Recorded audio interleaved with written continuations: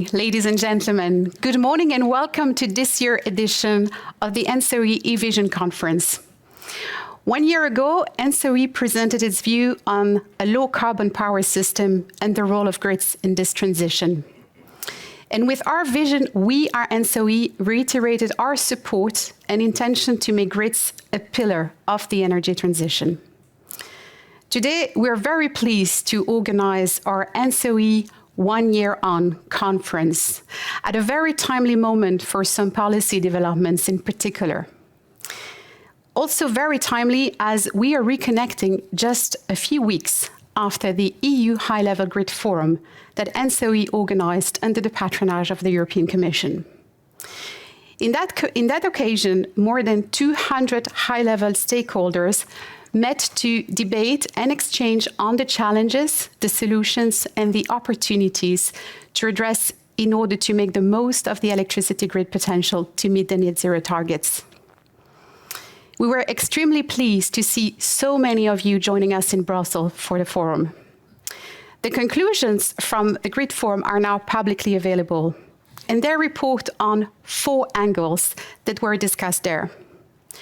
Firstly, securing the access and the availability of finance for the grid infrastructure upgrades and new builds. Secondly, it's about setting and sometimes changing the regulatory framework to make it fit for a low-carbon power system. Thirdly, it's about securing access to materials, to equipments, with ideally a European-based value chain, as well as skilled and sufficient workforces to respond to the new infrastructure demand. And finally, last but certainly not least, it's about public acceptance. Today, we will cover part of these elements and we'll go a little bit further in details in the discussion. We're very pleased to welcome distinguished panelists for a morning session that promises to be very rich of exchanges and debates. Today's conference is organized around 2 sessions. The first one will be focusing on the policy angle and in particular on the legislative framework being discussed today in the European Parliament and the Council on the electricity market rules to make them fit for a carbon-neutral energy system. We will listen from the various actors of the electric system on the role of flexibility, how it should be defined, leveraged, how the policy framework can provide the right safeguards for its full deployment and use in order to have a sustainable, reliable, and affordable access to electricity. The second panel will take a more shorter-term approach. The energy system, as outlined in our vision, is becoming always more dynamic. It's becoming a system of systems. The panel will look into resource adequacy, how these forecasts should adapt to this new configuration, how to make the data robust enough and reliable to have the best visibility. What can we learn from past experiences in improving the reliability of these scenarios? And last but not least, with what is the role of regional cooperation and how it can be enhanced to make the most, to make adequacy assessment always more robust and reliable. Ladies and gentlemen, I wish you a very productive morning. I encourage you to raise your questions via Slido to engage in the debate. Unfortunately, the Commissioner could not be with us today, so I would like to pass the floor directly to our Chair of the ENTSO-E Board, Damian Cortinas, who will introduce the first session.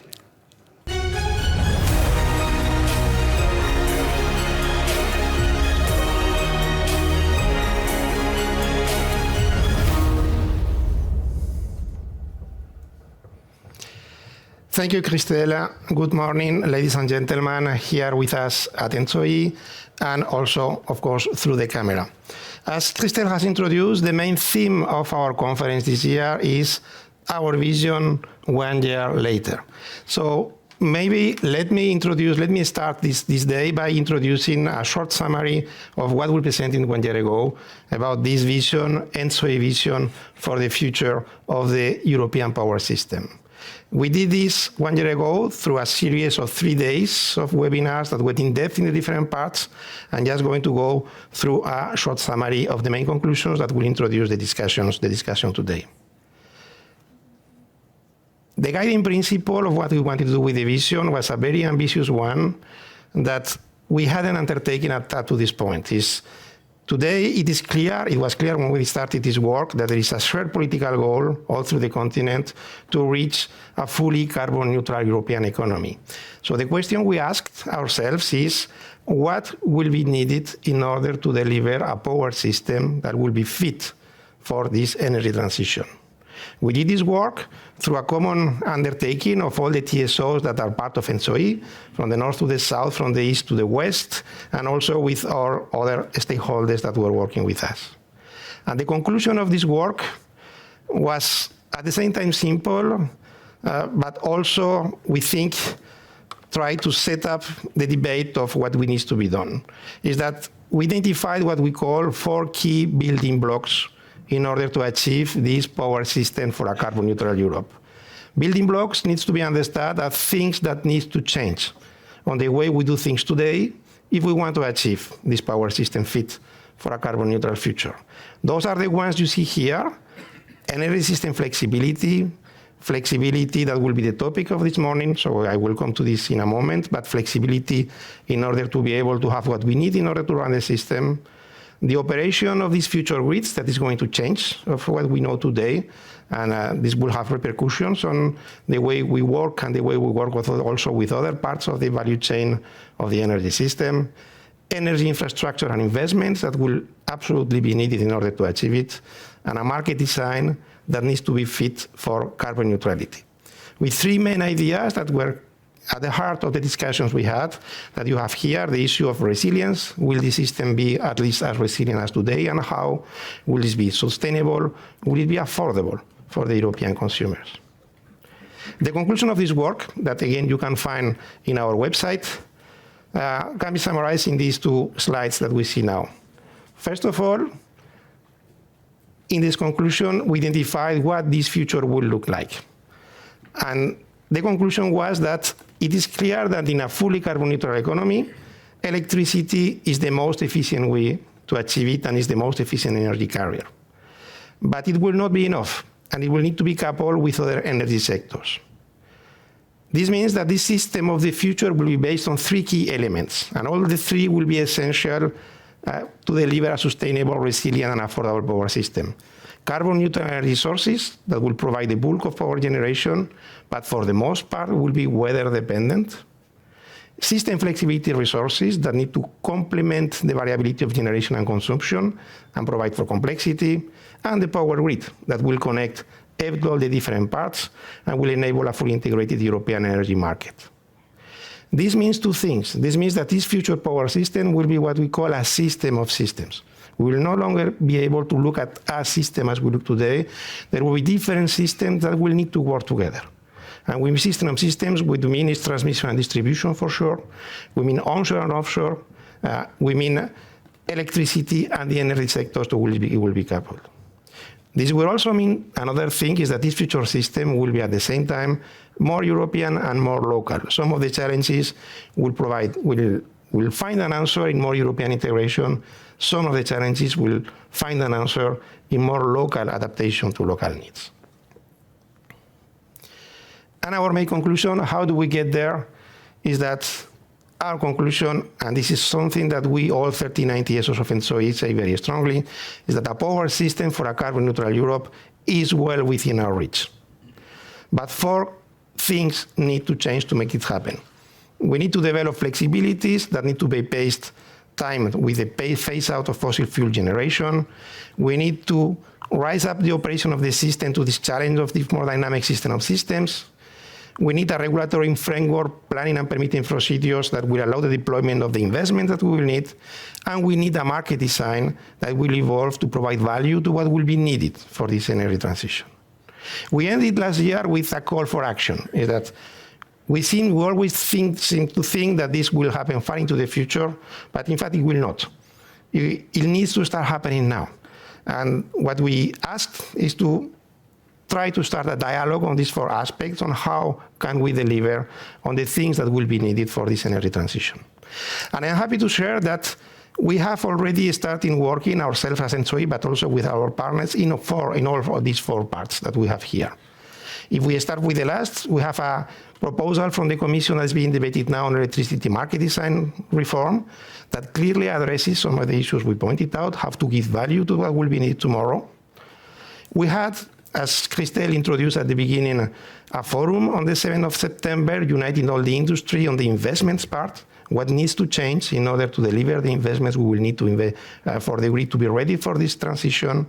We have started with ENTSO-E to work with our partners on this operation of the system, what will be tomorrow. And we have taken as very high priority the topic of flexibilities. Flexibilities, this is going to be what we are going to discuss this morning. We have started different angles to this work. In particular, we are particularly proud to have developed with our friends from the EU DSO entity the very first draft for the network code on demand response that was published last Friday. This addresses part of the topic of flexibility. I want to say that this is not the topic for today because there is a public consultation, so I encourage all of you to answer to the public consultation. This is something that will be very useful to move forward.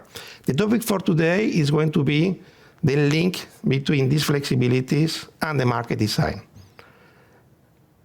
And in order to do that, something that is going to be very important is to have a common understanding on what are flexibilities. When we talk about flexibilities, what do we mean?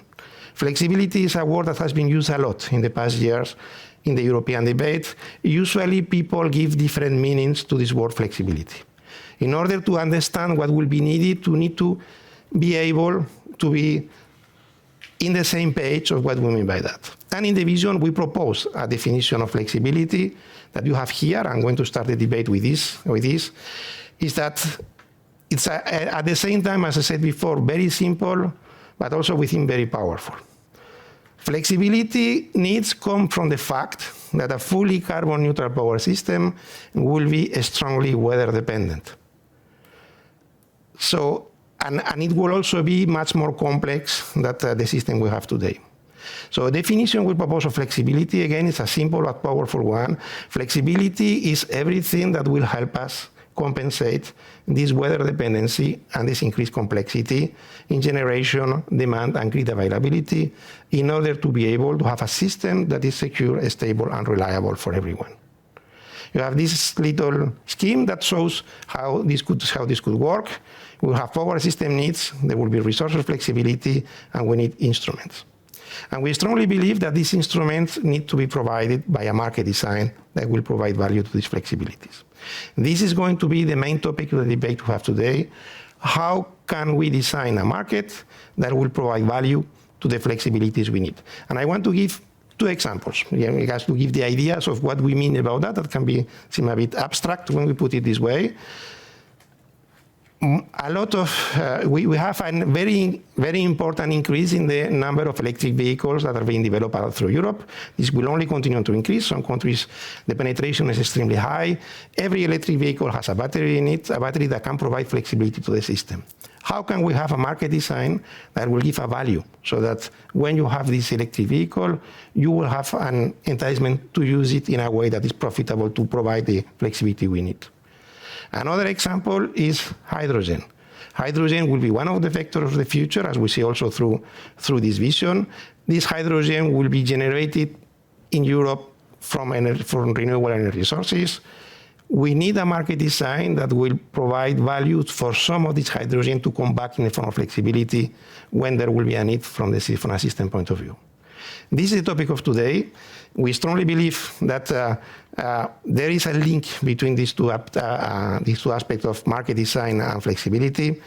And to start the debate, now we are going to welcome our panelists in just a few seconds.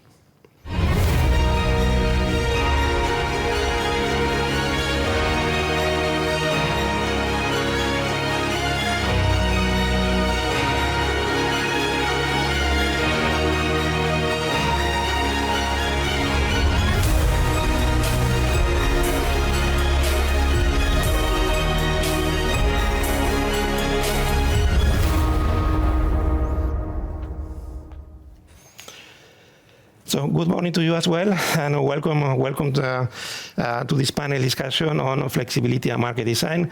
Let me first introduce all of you. So we are very pleased to have with us today, first of all, Giles Dixon, who is the Chief Executive Officer of Wind Europe. Wind Europe is the business association of the wind industry in Europe, I think uniting more than 500 businesses all through the value chain. So thank you for being with us today. Pleasure. We have Michael Villa, who is the Executive Director of Smarten. Smarten is a Smart Energy for Europe, if I'm not mistaken, the business association that provides customer-centered solutions for the energy transition, if I can put it this way, but probably you will say a few words about that. Very happy to have you with us today. We have Peter Vermaat, who is the Secretary General of our sister association, the ENTSO entity. Very happy to have you with us today. Thank you. And we have Charles Barmses, who is the Chair of the Market Committee of ENTSO-E that will represent the ENTSO-E views during this debate.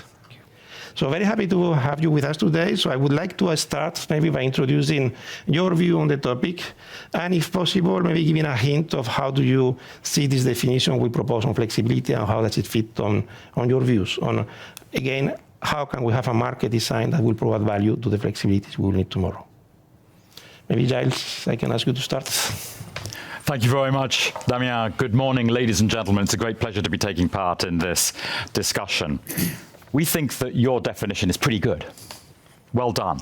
It's crucial that we distinguish between short-term flexibility and long-term flexibility. They are two completely different things. And flexibility's got to cover system needs both in real time and also system needs over weeks and whole seasons.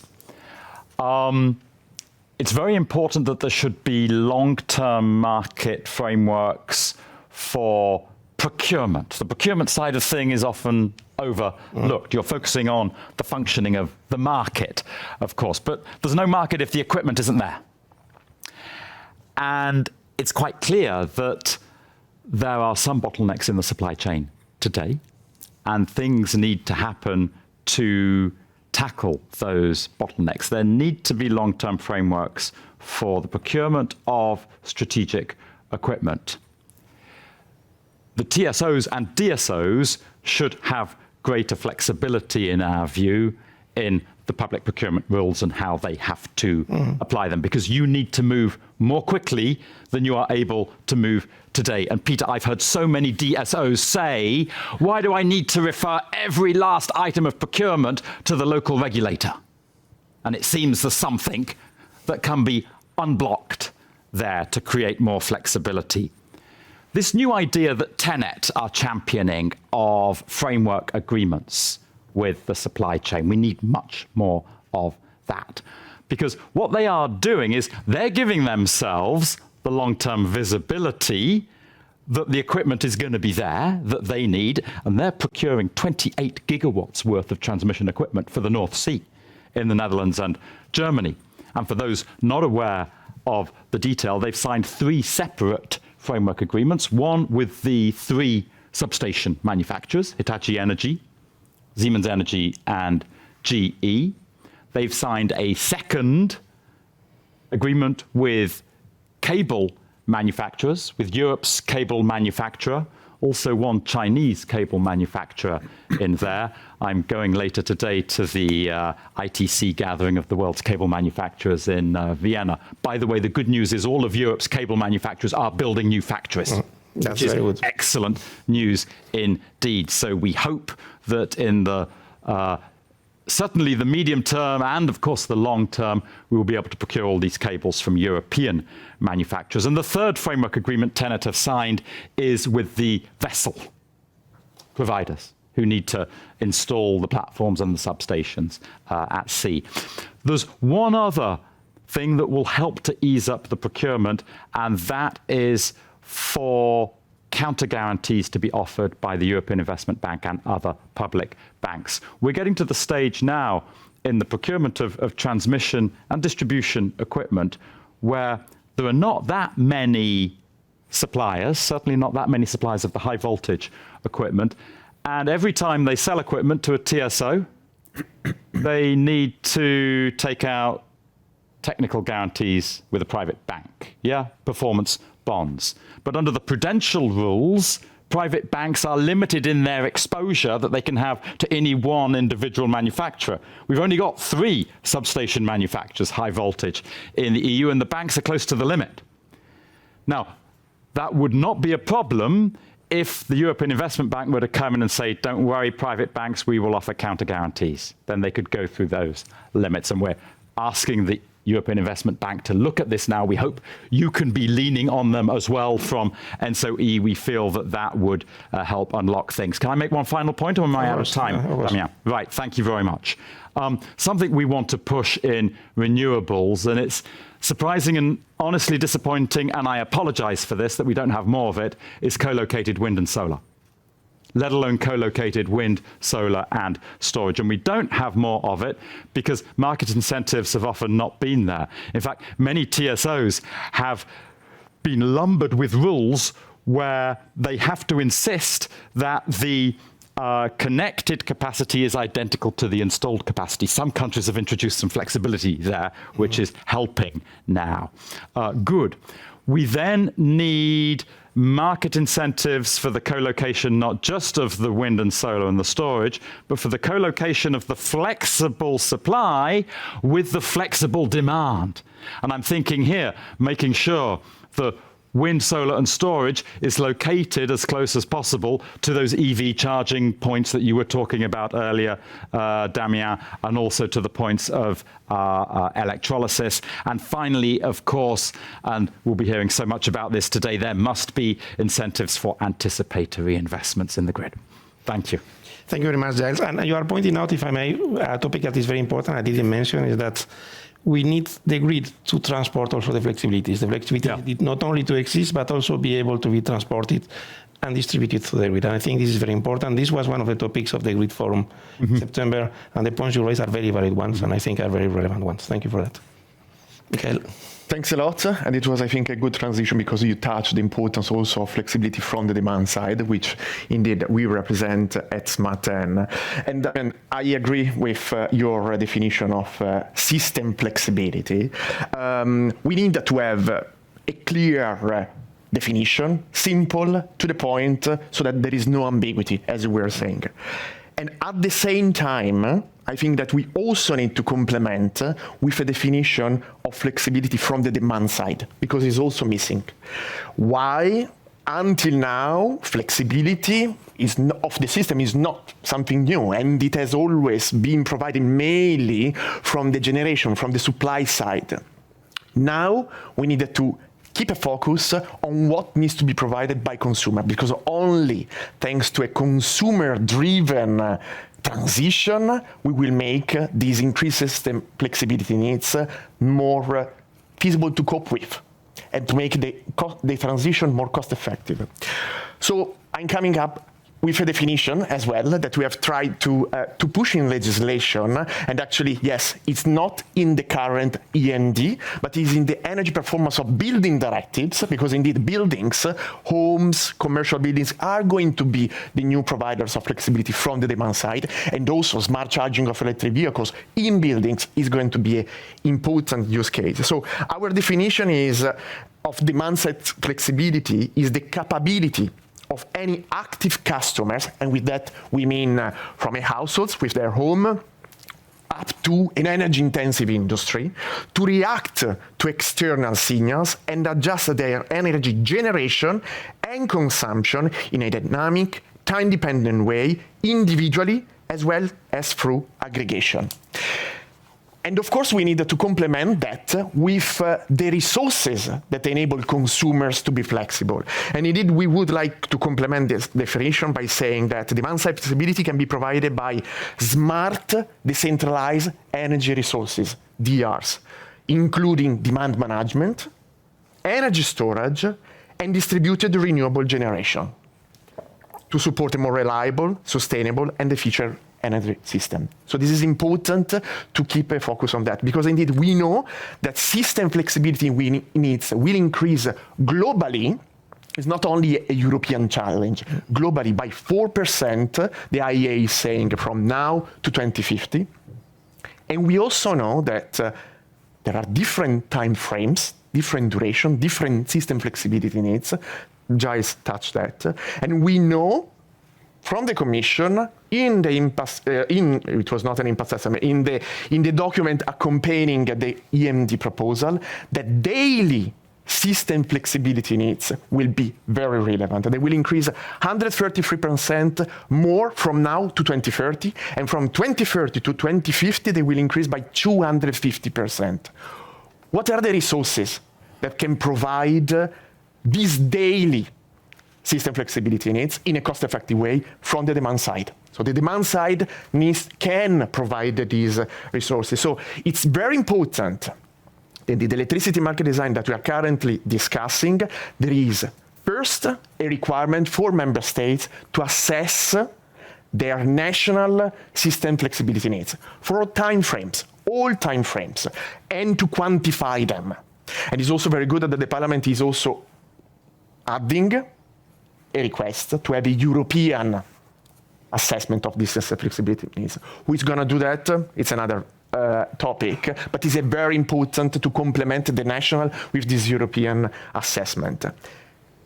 On top of that, we need to accompany the system quantified flexibility needs assessment with a specific figure, a specific target, a specific number of what demand side can contribute to fill that potential. And that's why it's very good that the Commission and also the co-legislature agree on the importance to have a target on demand response and storage. And indeed, the more the daily flexibility needs, as I was saying, the more we need to invest in those resources that can provide this kind of links. It's very important to keep then with this flexibility system flexibility aspect, a focus on the demand side. It's very important. It's very important to also link that to other initiatives like the ERA, the TYNDP, and not only focus that to system flexibility efforts. And that's an important way to indeed combine the two. I would like just to conclude by saying that we are thinking about a vision, we are thinking about a long term, and also calculation, quantification that needs to be done already starting now to help structure best and also identify better which investment needs to be done in which sectors. But it should be activated already now. And even in extreme critical situations like the emergency crisis that we are experiencing, and in particular in winter time, well, the European Commission put an obligation to member states to reduce by 5% peak demand in peak times, to activate in this demand, this flexible demand from consumers. Well, what was the results of this? Consumer reacted. We passed the winter. There were savings in consumption, but to the detriment of comfort, to the detriment of industrial processes, and not done in a market-based way. That was what the Commission was indeed asking with that obligation. And actually, it's pretty alarming that when the Commission asked 2 member states to report back to the Commission what they did, 19 member states said, we implemented that obligation, and we achieved up to 15% of reduction in peak demand thanks to consumers. Then we wanted to investigate. And that's why we came up with this publication, the Smart and Map, that was analyzing these peak shaving products during the last winter, that is available on our website and was published last week. And actually, out of these 19 member states, only 7 introduce a market-based, technology-inclusive products to activate this flexibility from the demand with very little volumes activated. So a lot of work that needs to be done. Indeed. Thank you, Michael. A lot of points you have raised. I would like to point out what you said at the beginning, that beyond this definition of flexibility, we need to be able to put figures. What are we talking about? How much? What kinds? And this is something that probably is very important to further the debate. Until we are able to put some figures, it's going to be very difficult to get precise about what needs to be done. Thank you for that. Peter. Thank you. Yeah, first of all, Damien, before I go into some of the areas you asked us to elaborate, let me compliment ENTSO-E one more time on the report that was published last year. I think it is a very nice summary of the challenges ahead, especially from the system of systems point of view, and like you say, in using your own words, which is both more European and more local. And obviously that is also where we touch the base together in the interaction in the entire system. So that's a very good starting point. Now, from the three areas you suggested to share our observations, the first one is a bit more technical. Indeed, do we share your view on the definition of flexibility? And I think, indeed, as it has been said before, it is very helpful to make a distinction between to be very precise, you call it long duration and short duration. It's a bit different from long-term, short-term, right? So I think it is a bit more precise to call it long duration, short duration, because the seasonal pattern has a different characteristic. And from that, I think also it requires a specific mix between the various dimensions, I would say, of flexibility, a specific mix in generation and demand flexibility as such, a specific mix also involving conversion, and a specific mix on how to go with storage. And all those dimensions, I think, require new market rules, market mechanisms to work efficiently.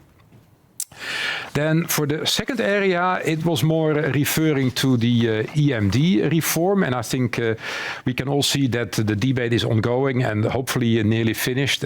Perhaps when making the connection between flexibility and the EMD reform, I can refer to 2 points that are very relevant, I think, for the further discussions.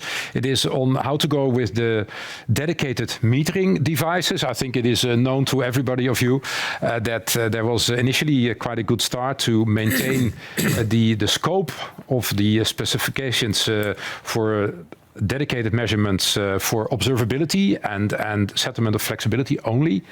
I think it's important to keep it that way and not widen the scope also for billing and invoicing. And the second topic, I think you referred to it, is the analysis of the flexibility methodology, Michael. I think indeed it's very important that we do it. We do it together with ENTSO-E, but I also think we need a bit more time to prepare it because time is running and still the decision is not made. So let us see how we can do that. And then closely related to it, and I was also discussing it with Kjell before the conference, we are now working on the network code for demand response. You referred to it as well, and it is in public consultation, so we don't go into details. But when working on it and when talking to the teams that are designing it, I can see that it is truly a balancing act on a lot of dimensions, right? It is balancing between the national conditions and grid topology and the European frame that Michael is referring to. It is balancing using existing practices that are already proven and keeping room for new developments. It is balancing the operation of the grid at various levels against also having observability in the entire grid and sharing it between TSOs and DSOs. So I think, we look at a system or at an exercise that is truly a balancing act, knowing that we need to also be adaptive for the future, but we can elaborate on that later. Third area, some last remarks. You also asked, is there anything beyond the current debate?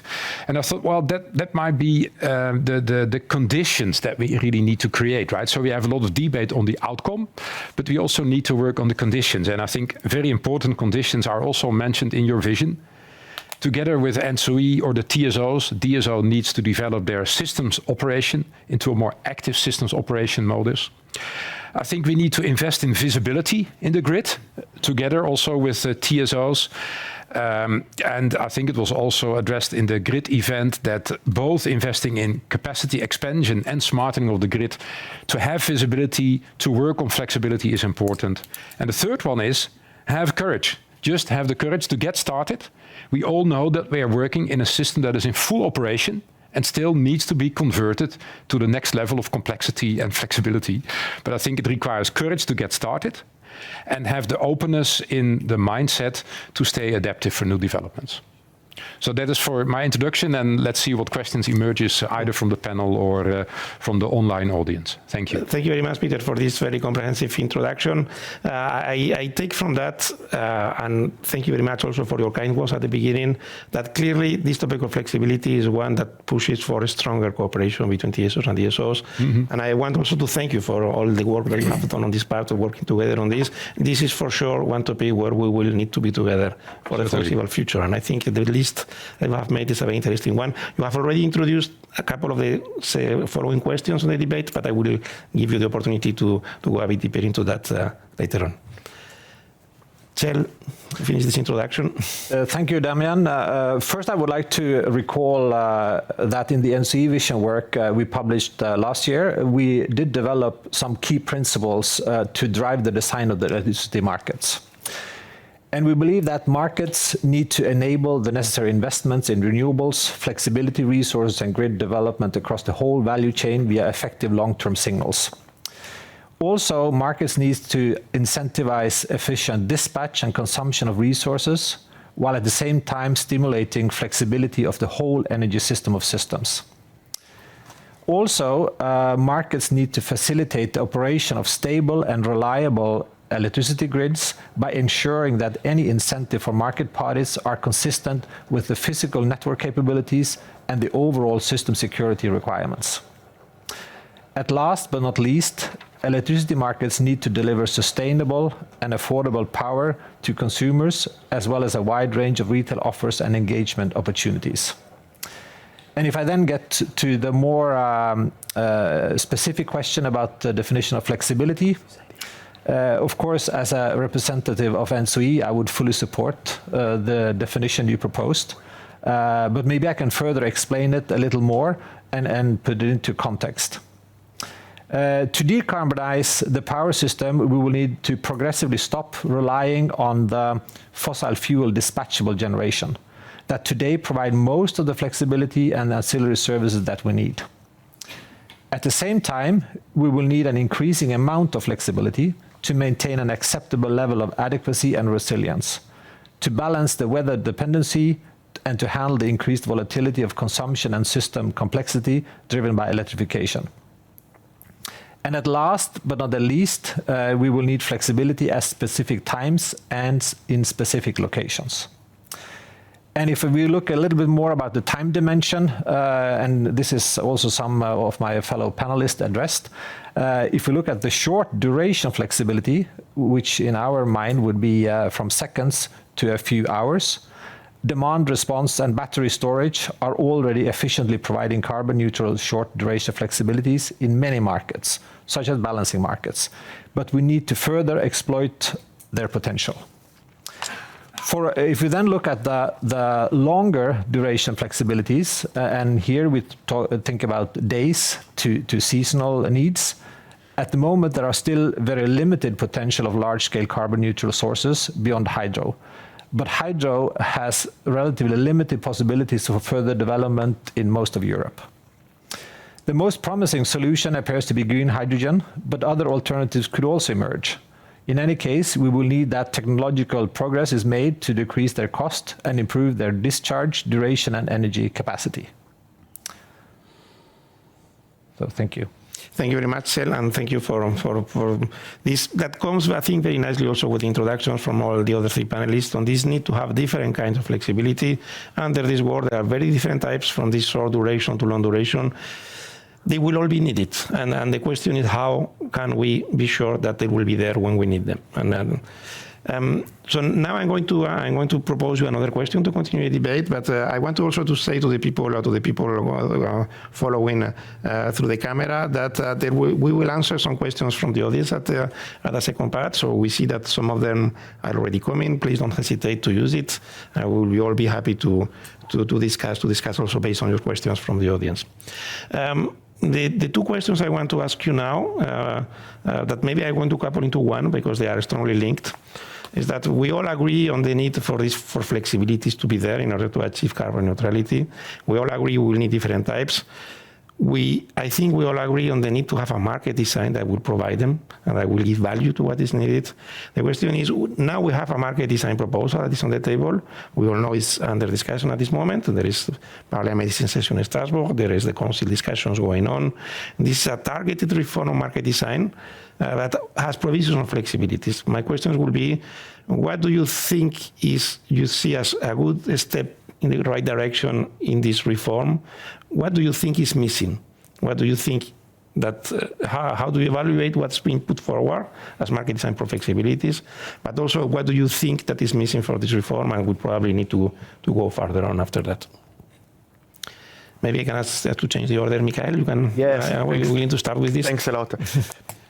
We are very happy with the Commission proposals, which is why? Because it has a strong focus on flexibility and also flexibility from the demand side. And there are 8 provisions in the current discussion where all co-legislators tend to agree, including the Council.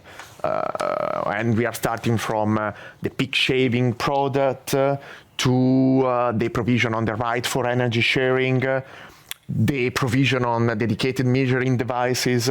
So there is a multitude of provisions that are there, and we need to use them to find an agreement quickly so that this is going to provide an additional and complementary set of rules to the 2019 electricity market design. So I would say that this revision was not expected. It came up as a consequence to the crisis. It included some provision, notably the one on dedicated measuring devices. This is extremely relevant because before there was a strong focus on meters, on boundary meters, on smart meters. Now we are gonna introduce another device that will increase the possibility for consumers to identify the assets behind the meter that can provide the flexibility services. This is a very important point. So it will increase this consumer empowerment and consumer choice of their engagement with the energy system. But it's extremely important also to complement, indeed, this new additional provision with the 2019 electricity market design implementation. So I would say that at European level, now, with regard to rules to target demand side flexibility, we are generally satisfied. We have a good framework. Then there is, of course, the network code that is gonna and should help to clarify some of the principles in a practical and harmonized pan-European way as much as possible. But then it's a question of implementation. So yes, we can have additional elements, we can elaborate further, and in particular at grid level, yes, a cost-effective evolution of network charge, but is a question of, indeed, implementation of principles that have already been set.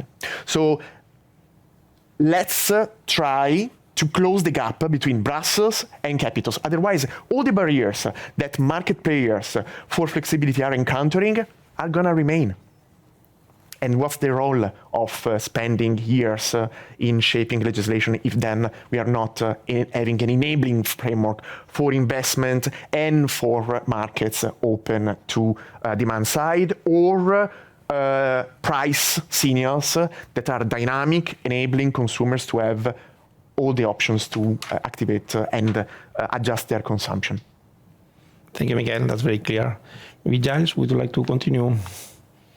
Yes, one aspect of electricity market design, and when you look at the regulation and the directive, boy, are they complicated. Yeah, and you read them alongside each other and you find inconsistencies. And one area where there are lots of inconsistencies, and it's too complex to sort out in this very political round of market design, which is going on at the moment, is the rules around curtailment of supply, renewables in particular, and the compensation that you have to pay when supply is curtailed. The rules are not clear.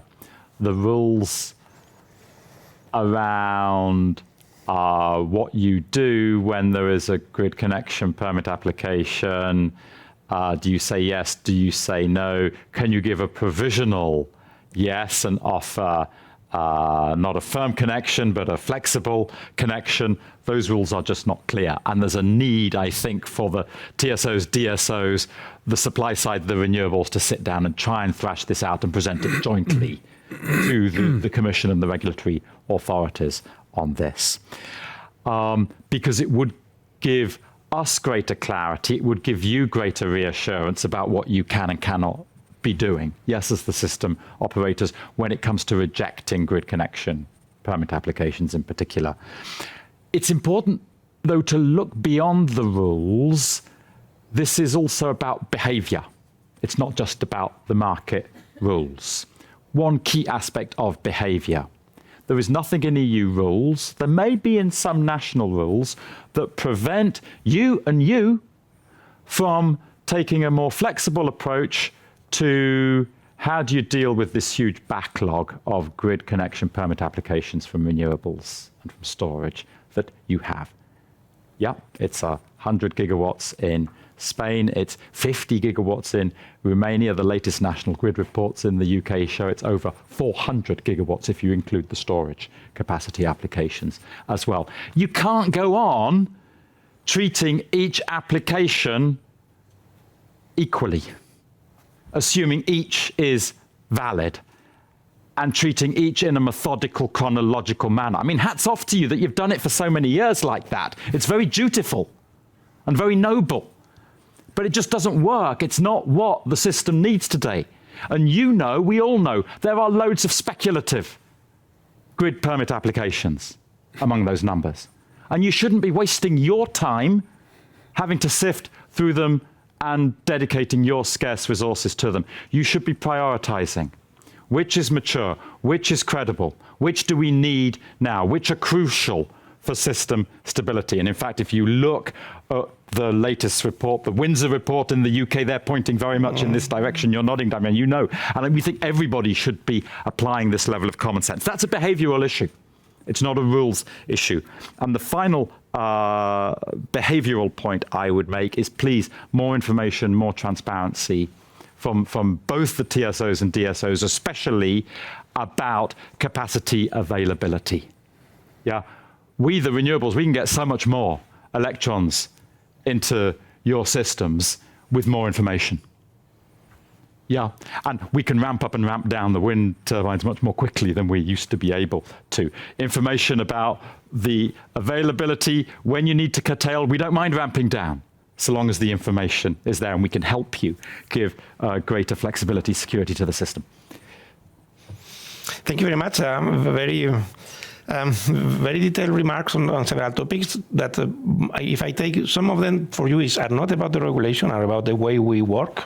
If I may just have a reaction on this last part, there is a balance to be found there between a level playing field.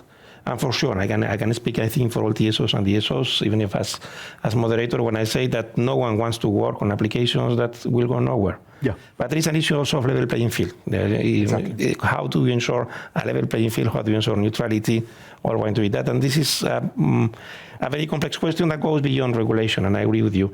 The first idea, the first topic on curtailment, and this is something that maybe we can link also to what Michael said at the beginning about demand reduction, that it's the other way, in this case, curtailing reduction, curtailing demand, curtailing generation. Curtailing, it's always a last resort, I think. And in the end, curtailing means that there is a lack of flexibility in the system. There is too much generation to be absorbed either by the network or by the system itself. And there is nothing to compensate that. Flexibility should help with that. But we need to develop it. Today, when we curtail, it's because there is no other way to absorb what is needed. Today, when we do demand reduction, it's because there is no other way.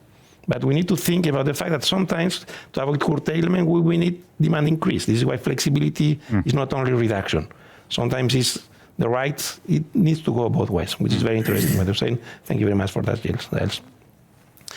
Peter, you already introduced those topics. Do you want to go a bit deeper on them? No, well, I think for introducing it was enough. Just perhaps one brief remark on the dedicated metering devices. You touched upon it as well.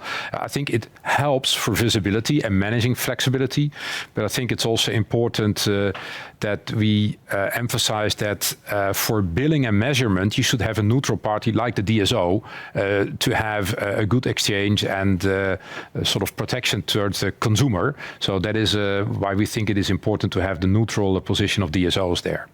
But perhaps more in general, reacting to your question, I think in general, DSO entity is happy with the guidance that is given in the new reform.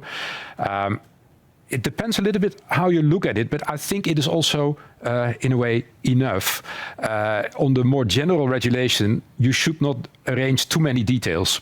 So I think that it is more the time that we try to conclude the framework there, and then we work on it, for instance, in the network code on flexibility, because that gives a bit more time and a bit more interaction to truly work on the mechanisms that we need to design and to develop. And on that one, perhaps I think I've said it before. It's the challenge to work on it, to get started, but we also need to understand that it will take a little time before it emerges. So markets only work when there is value and volume. So I hope that we can get started relatively soon now, although I know that developing the network code will take some time. But then let's also give it the time to develop both the value and the volume to really create markets that are dynamic and efficient. Maybe to jump in, so you are starting with the assumption that we will not conclude the network code by March, which I agree. Oh, no, but which indeed I would tend to agree, because you said we need more time to create something that is solid and valuable. Yeah. And yes, we need time, because indeed it's very good that we have this cooperation that is not only a cooperation between TSO and DSO, but is also with market players that can help then to activate. And having something to be so complicated, defined with only a few weeks or months to conclude some the text that is now in discussion, I don't think that we are going to have be able to do that. So listening to your observations, but that's not exactly what I meant to say. I know that the procedures to produce network codes are regulated in a way that we produce it until March, then we have the revision, then we have all the discussions. So it takes time to formally finalize it. So that is what I was referring to. I see the challenge in the timeline. It's complicated, like also Kjell, as a chair of the market committee, will agree to. But for now, we do not see the reason that we cannot finalize it, though we understand that it is a challenge to have the balanced approach, like I illustrated a couple of minutes ago. But we are positive there, Michael. So if you join forces, we can make it. We are there to join forces for sure. Thank you very much, Peter. And maybe Kjell, I think this comes to you now. I think we can say from the ENTSO-E side that we are quite happy with the direction the market design reform is taking. In particular, what concerns the strengthening on the investment signals for low carbon generation, but also increasing consumer protection without removing the incentives for demand response and energy savings. And to ensure an efficient development of flexibilities, as my colleague have said, liquid and undistorted short-term markets are essential. And as such, we welcome the fact that price and revenue caps or the questioning of marginal pricing have not been introduced in the market design reform. We also welcome the possibility for consumers to use dedicated metering devices or sub-meters to value their flexibility from specific assets like heat pumps and electric vehicles. And competition behind the meter, we believe, will facilitate the development of consumer-friendly solutions, which will also benefit system flexibility. And as we have already discussed, we think that the network code demand response will also help further developing demand response. However, we also believe that more and better implementation of the existing framework needs to take place at national level. We need to speed up the smart meter rollout. We also need to ensure that well-designed REST support schemes incentivizing efficient dispatch, avoiding the sort of so-called fit and forget approach. And we also need more dynamic, or at least time of use pricing, coupled with automation to ensure simplicity and comfort, and also risk hedging tools to avoid unlimited exposure to consumers. And this will allow consumers to save money, value their flexibility, and reduce system costs for the citizens. We also need to remove market entry barriers for new actors, such as storage and demand response, in all markets, including in the capacity mechanisms. And we need to reduce price blunting effect of taxes and levies on consumer prices. We also need to revisit tariff structures. Stronger capacity components, locational elements, and more dynamic time elements will result in better cost reflectiveness. On the other hand, while sharing the need to boost the development of demand response and storage as non-fossil flexibilities, we should ensure a technology-neutral development driven not only by policy objectives, but also by efficiency and market drivers. This will ensure the costs of the energy transition will be sustainable for consumers. Also, the creation of new dedicated instruments like flexibility support schemes and peak shaving products should not lead to fragmentation of the market framework. The introduction should be carefully assessed and reviewed to avoid inefficiencies or distortions of the internal energy market. And last but not least, the development of flexibility resources should be consistent with system needs. For this purpose, we need forward-looking and robust system studies at both national and European level, like the ones that ENTSO-E and TSOs are already doing, based on consistent scenarios, input data, and modeling. Thank you very much, Sel. What I also take, I think, as small summary at this point of discussion is that everyone here seems to be happy about the direction the regulation is taking, flexibilities, and that this is being taken seriously now, and this is something that we are putting in place provisions that will help with that, even if there will be some aspects that we need to continue, but also that regulation is not the only driver for flexibility, and this is something we need to acknowledge, particularly as the business part, the different parts of the value chain that are today here represented. This is something important also to keep in mind. With this now, I propose to go to the questions from the public, from the audience. We have a number. I think there are 3 that clearly comes on top of the votes. We are going to take them by the most voted, starting with the first one. I want to read it to you because I have the screen that is closer to me. You take, any one of you who would like to answer, just take it. The first one by far, it's do we need an additional or separate flexibility market to incentivize flexibility, or are price spikes in the regular spot market sufficient to compensate flexibility? Very precise question. Yes, I can start with that. Please. Value stacking is the reply. So the more markets are open, the more solid will be the business models that will help consumers of all type to activate their flexibility. That's the reply. So meaning that congestions at DSO level should be solved in a market base, so opening and setting up local flexibility markets to procure flexibilities from consumers. TSO ancillary services are another market that could indeed be open to demand side, and then will be indeed a revenue stream for the participation of consumers. And then wholesale markets. Thinking that we needed to have a separate or an ad hoc market to remunerate and activate is not the way forward. The more market, the better it is. Thank you. Would someone like to tell?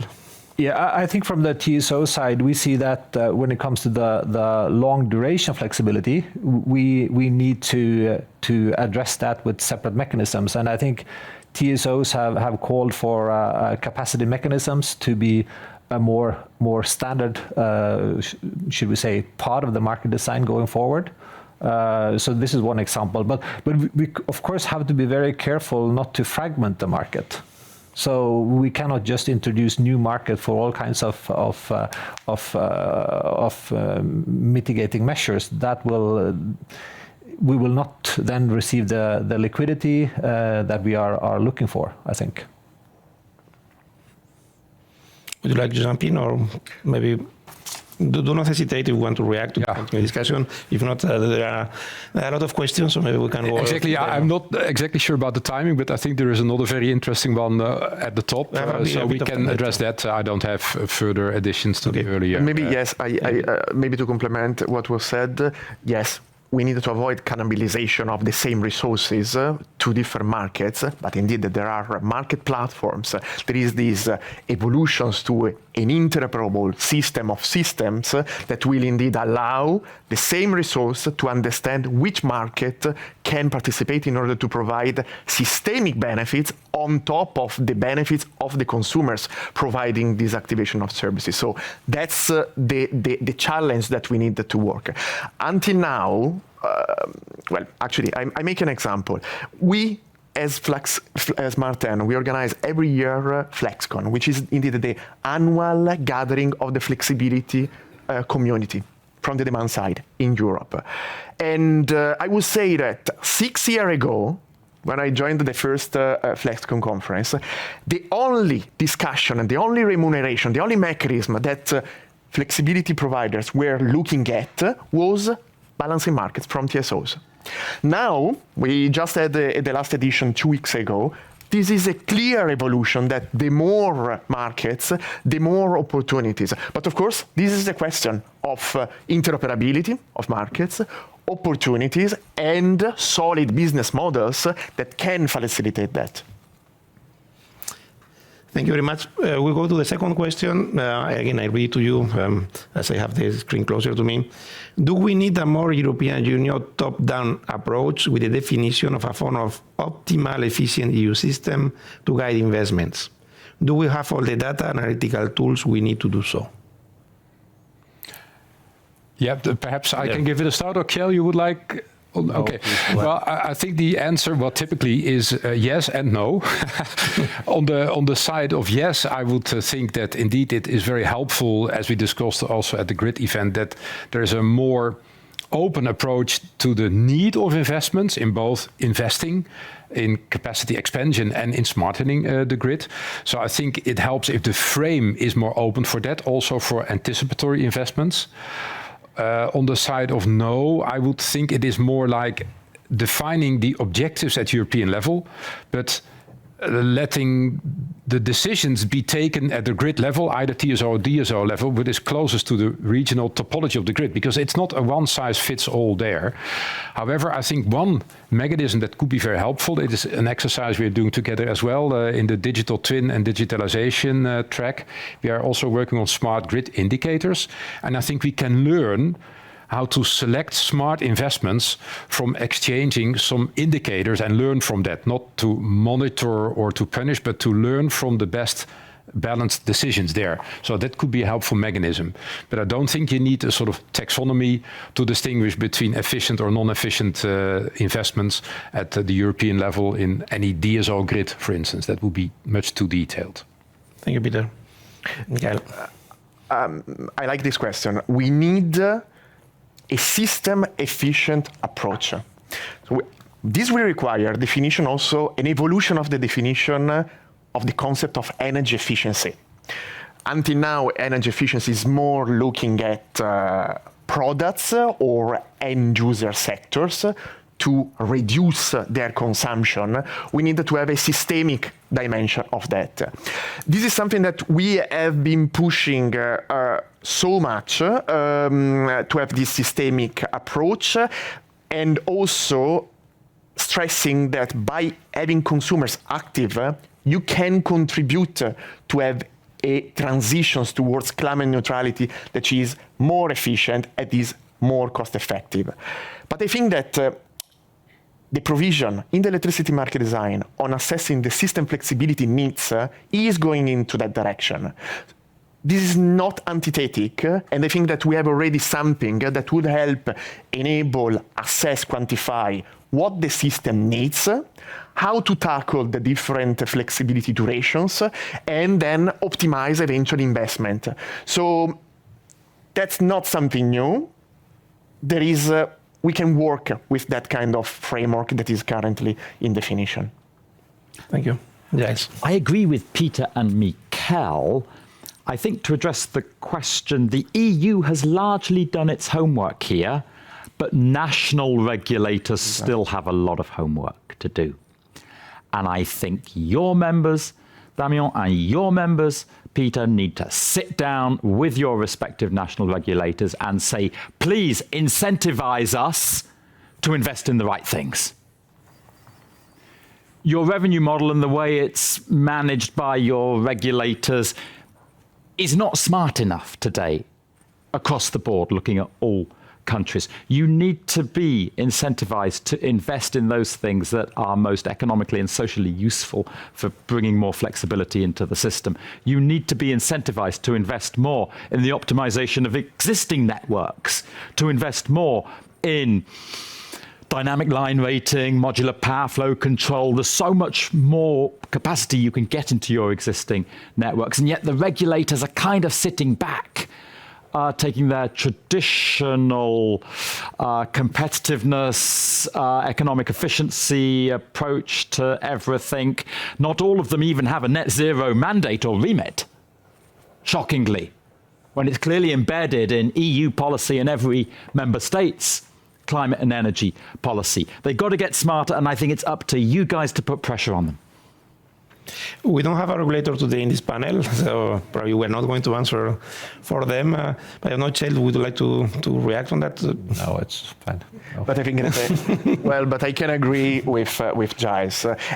And the principle, the direction of travel, is set in the electricity market design already in 2019 and further clarified with some tiny provisions in the current discussion. So you're right. The principle is there. We needed to implement.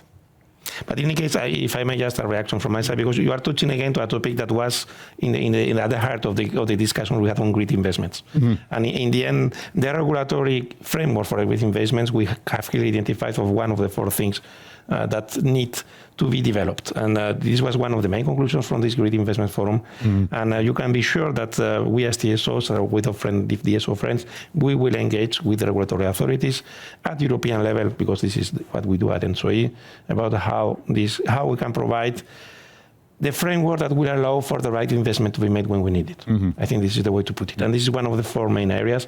So I can say it is not really the topic of today, but I see what you put in it, because in the end, everything is linked. Mm. And it's very important, I think, to recognize, it's also one of the questions from the audience, that in the end, the topic of today is market design, so that flexibilities will be there, but we will need to transport and distribute these flexibilities. This is what we are coming to this point over and over and again.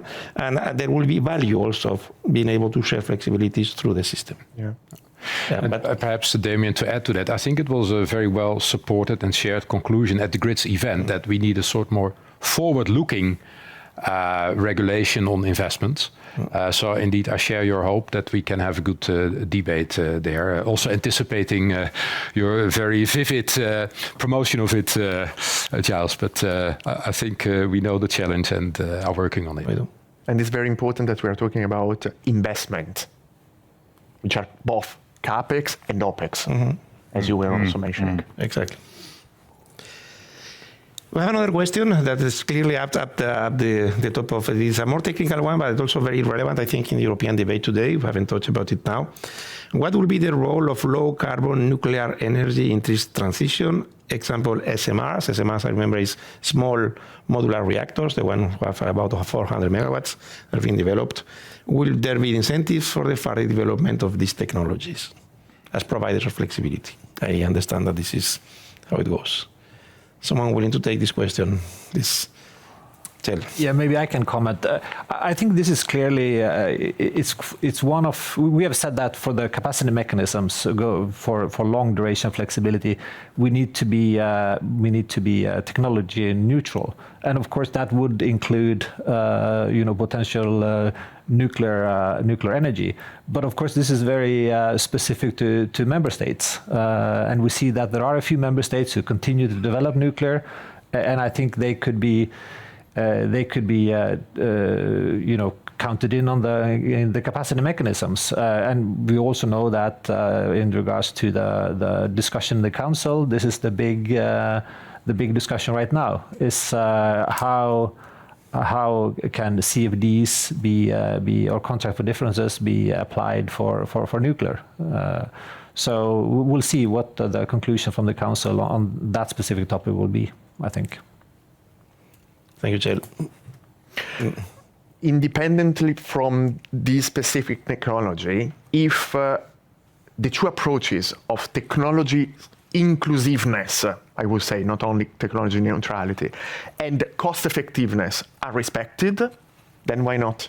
But then they need to cope or respect both of them. If it is not cost effective, it is then why to invest in that. So it needs to, once again, be based on a thorough analysis, quantification of costs and benefits related to an investment choice.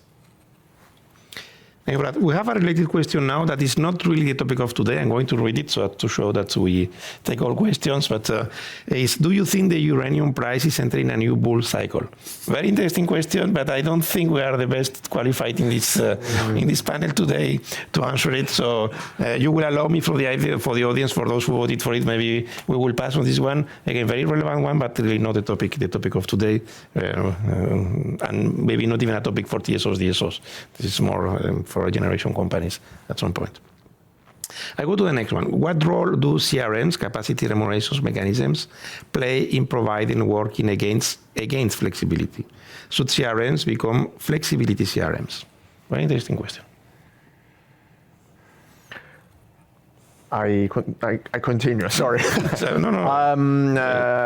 I think that the revision is going into the right direction. We need to maybe elaborate more with a possible more structural revision on the electricity market design to make capacity remuneration eventually more structural.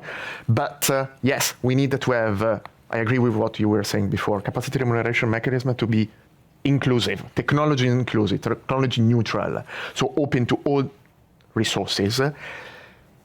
I think that they need to be eventually complemented by what the current revision is talking about, by flexibility support schemes, because a state aid for a flexible resource would be justified because this resource then brings systemic benefits. So if we are interpreting that kind of support for the deployment of assets at all end users levels, because they have a systemic benefit, then why not? And they should not, of course, be understood as antithetic to the functioning of other markets. Thank you. I think it's just what I said before, that the intention of CRMs, at least when we talk about the long duration flexibilities, is to help flexibility develop. I can't really see how it should work against it. That was a little surprising with that question, I think. But I think the intention of developing CRMs is to really ensure we do get more longer duration flexibility. But that maybe shows as well that there is a lot of misunderstandings about what are exactly CRMs. Yeah. Maybe we can also take it on this way, and we will need to make an effort to show how this could help with the energy transition at some point. I would disagree that they should target only long duration. However CRMs are designed, they need to remember the goal is net zero, and CRMs must be supporting net zero. Exactly. We have a question that is now very also high in the list of votes from the public. A topic we have already discussed, but I think it's useful to come back to it. Interconnections provide a major part of flexibility thanks to the portfolio effect. With 100 gigawatts of offshore wind in Northern European Union, same with solar in the Iberian Peninsula, should then major HVDC backbones be developed to leverage system complementarities?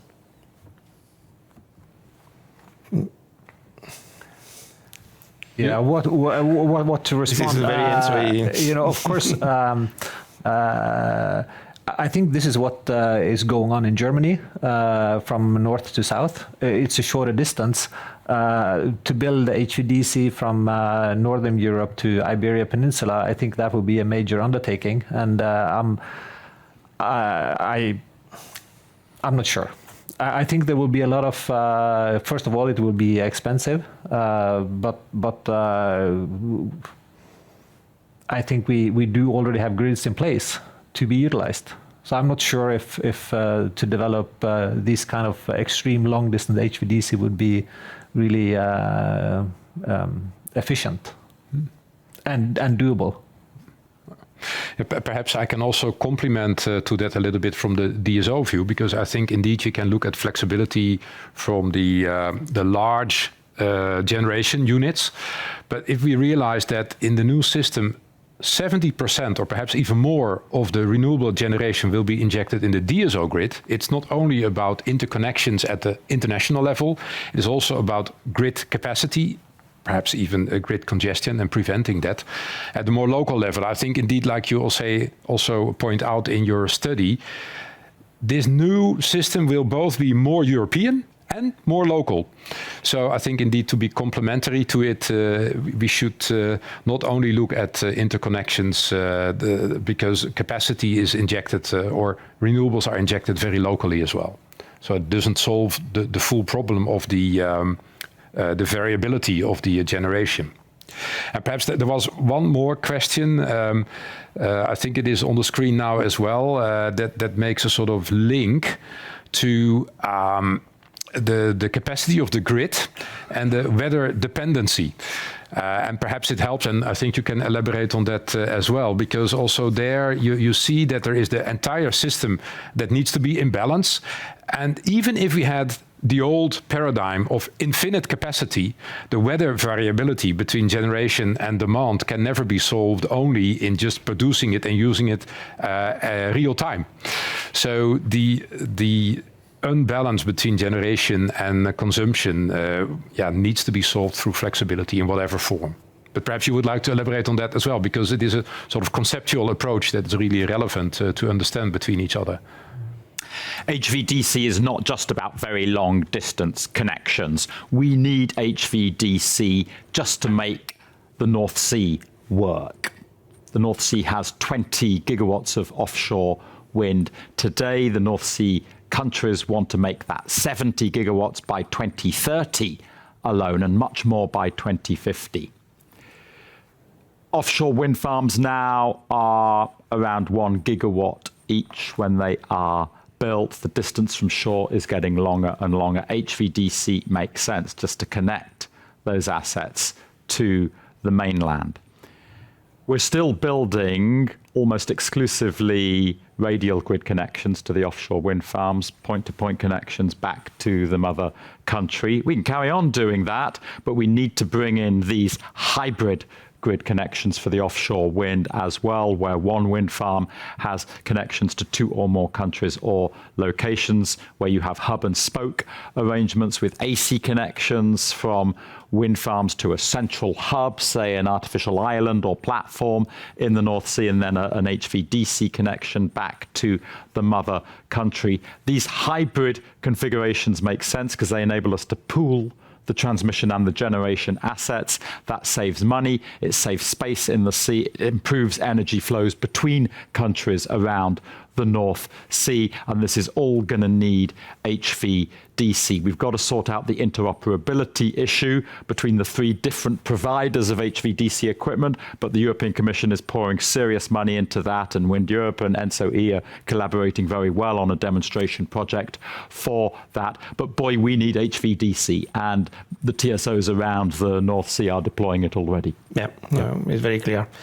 Maybe if I may also make a link with something we discussed before on this, is that we will need both, but as you said, Peter, flexibility. Even with all the network in the world, we need to compensate for the weather dependency of the generation. But we also believe that the grid will help with the needs for flexibility. And without going to HVDCs, going directly from Oslo to Lisbon, as more or less could be inferred from that, the interconnections between areas, this is something that should help. Today, the interconnections between countries help to lower the need for reserves, for generation in the traditional world. We can believe that they will also lower the need for flexibility if we are able to exchange them through interconnections. But with these 2 areas, European dimension and the local dimension, I think it's very important to point both of them. Thank you for that. We have a new question on SMRs. Again, I'm going to read it, even though I'm not sure that we are going to be the best able to answer this one. Rolls-Royce in the UK has SMRs, small modular reactors, nuclear, ready to go. Why doesn't the UK government push the button on this? We don't have a representative from the UK government. I don't think you are going to take this hat, unless I'm mistaken. So maybe this is not a question for this panel, if you agree on that, and we can go, because we still have another. Can I just say, Daniel, you want to say a few words? There are lots of things the current UK government is not pressing the button on, and there are lots of things the current UK government is pressing the wrong buttons on, but we needn't elaborate. I do have a general observation I'd like to make about what's happening on the demand side more broadly. Okay. Perhaps later, perhaps now? If you want. Okay, thank you. Still have Damien. This is a really good discussion about flexibility and how we match the variable supply with the variable demand. We mustn't lose sight of the fact that two fundamental changes are underway on the demand side. Number one, electricity demand is going to double with electrification. Number two, those on the demand side now care about what sort of electricity they're consuming. They used not to, so long as it was available and reliable and affordable. Now they want it to be green. Both household consumers and, crucially, corporate and industrial consumers as well. And this is really changing things. And you have energy-intensive industries banging on the door of Wind Europe saying, please build more wind farms, ASAP. How can we help you sort out the permitting bottlenecks and get clear signals for investors? Because we want to decarbonize. We want to power our operations with renewable electricity, or we want to decarbonize with renewable hydrogen. And this is creating a dynamic that just did not exist before. The demand is not the static, just give us the electricity when we want it. It's give us a certain type of electricity. This has created a whole new market for guarantees of origin, of course, and it's creating a whole new dynamic around the locational factors and where the supply side investments take place. Thank you for these reflections. If there is someone who would like to react to that, or if not, we'll go to full alignment on that. And actually, we should not only talk about indeed electrification, but smart electrification, meaning that those electrified end users are flexible providers. Otherwise, they're just going to create congestions. If their consumption, even of green electricity, is done in a passive way, as it was done in the past or still now. So that's the evolution that we needed to enable, together with electrification, to create a systemic benefit for integration of that renewables from the system into end users in a more efficient way. Perhaps indeed, Charles, you are referring to the electrification and doubling the demand for electricity, which I think we can all see from the scenarios. I think that to that dimension, it's also very important that we never forget that the first step in the sustainable energy development is that we do a lot of energy saving. And perhaps it's not about the grids per se, right? But indeed, in the entire chain, I think emphasizing and facilitating energy saving is also highly relevant to prevent congestion or flexibility problems to be too big to cover. Thank you. I think also in order to ensure that we get the right investment in the right places, we also need to start to discuss more the locational aspects in different markets and mechanisms. And this is something that, at least from the ENTSO-E point of view, we have identified as part of the vision work. It can help us, trying to avoid unnecessary congestions, et cetera, et cetera. So I think that's also important when we go forward. One of the aspects we will need to work together with all the different parties moving forward. We have now a couple of questions that, again, they are rising up. I see that there are more questions coming on, and I think we still have maybe 5 to 10 minutes to close it up, the debate. I would like to take 2 or 3 more questions. The first one that is in the list is it possible to distinguish between flexibility due to weather dependency of production and lack of grid capacity? Isn't flexibility to mitigate lack of grid just pushing the problem to the future?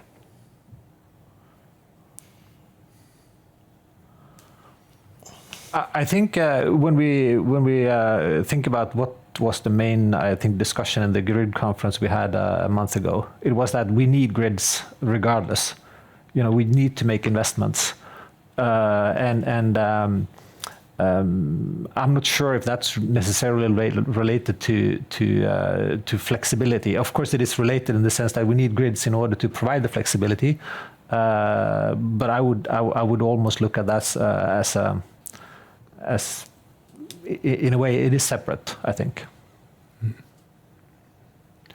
Yeah, separate or combined in a way, but indeed it's not helpful to distinguish between it because we need to cover both aspects of the new system. And so I think we are on the same view there. And probably the same resource can help both sometimes. Yeah. Or can help one and make a problem with the other. So this is something we need to see how to take into account. Something that is linked also to the discussion we had before on the flexibility assessment is who and how should define flexibility needs of the power system. I think that they are very expecting to disagree on this one, but I will let you know maybe to see if it is the case. Kjell. Yeah, I could start. I think this is something that we identified in our Vision project. We need to do a flexibility assessment.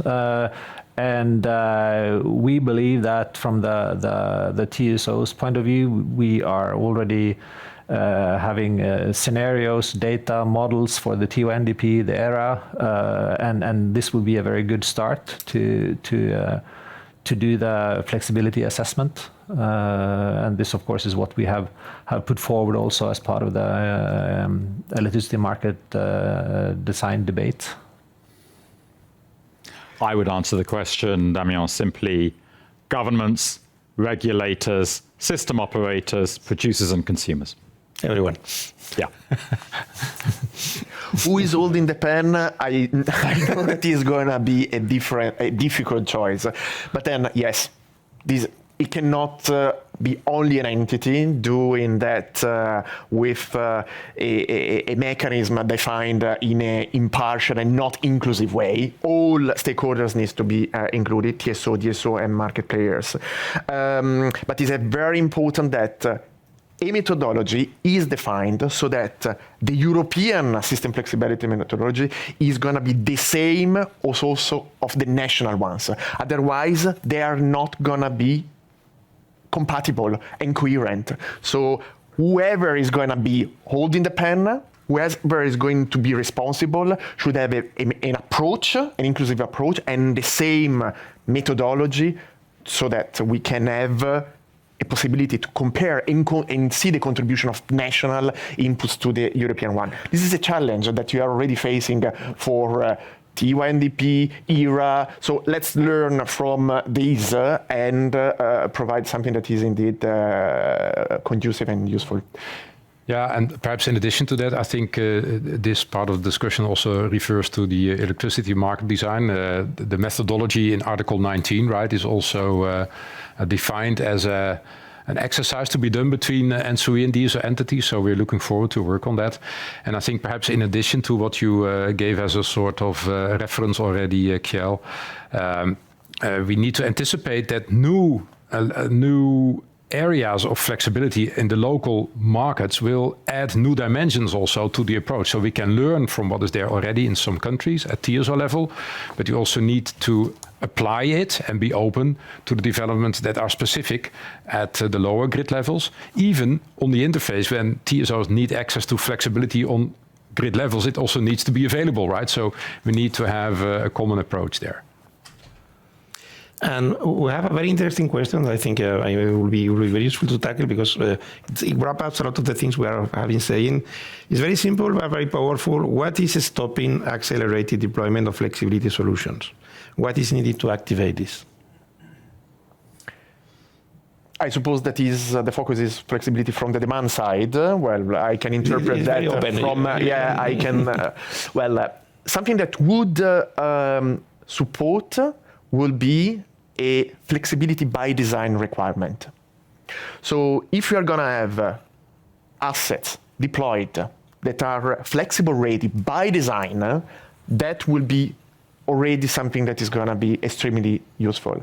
And this is for all consumers. Second, it's the remuneration from the activation of that assets that will help. And I'm making an example. Gas boiler and an electric heater in an energy-intensive industry. At the moment, they both produce, of course, the same result, heat. The gas boiler at the moment is 86 euro per megawatt hour. The electric boiler is 120. So the upfront cost, you will be incentivized to, of course, go for the cheapest solution, the gas one. But if you are able to activate the flexibility of the electric heater, the total cost will reduce from 120 to 80 euro per megawatt hours. So the remuneration mechanism, markets to enable you to use that resources will provide remuneration for consumers that choose to invest in flexibility resources that will make them more cost-effective compared to fossil fuel solutions. So by design and mechanism to remunerate the use of that resources. Once again, this links to what I was saying about smart electrification and not only electrification. I would like, if you all other three allow me to that, to take the answer from Michael and to turn the question in this regard. If there was one measure that you think should be put in place in order to facilitate the flexibilities that we need, what do you think it would be? Greater use of smart grid indicators. It's now mandatory. Thank you. Very short, very precise.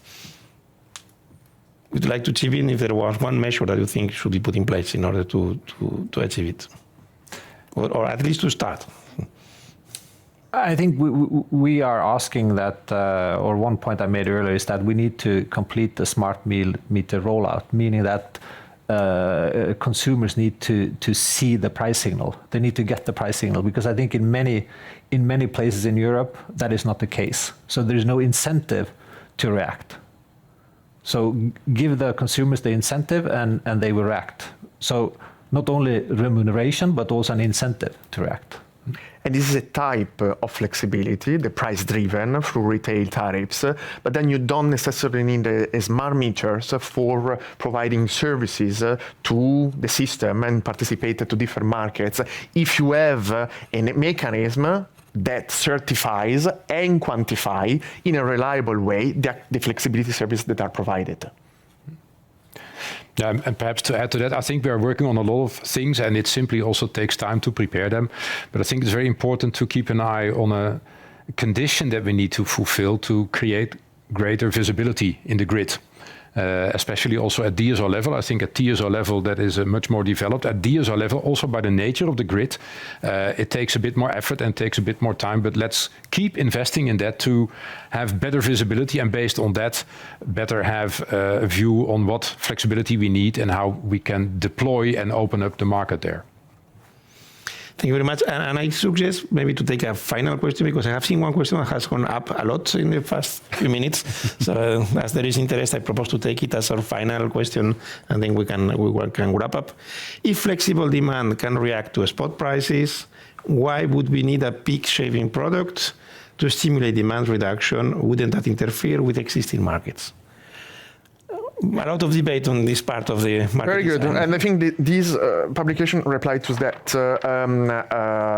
question, taking inspiration from the UK. Once again, going back to Jazz home and country.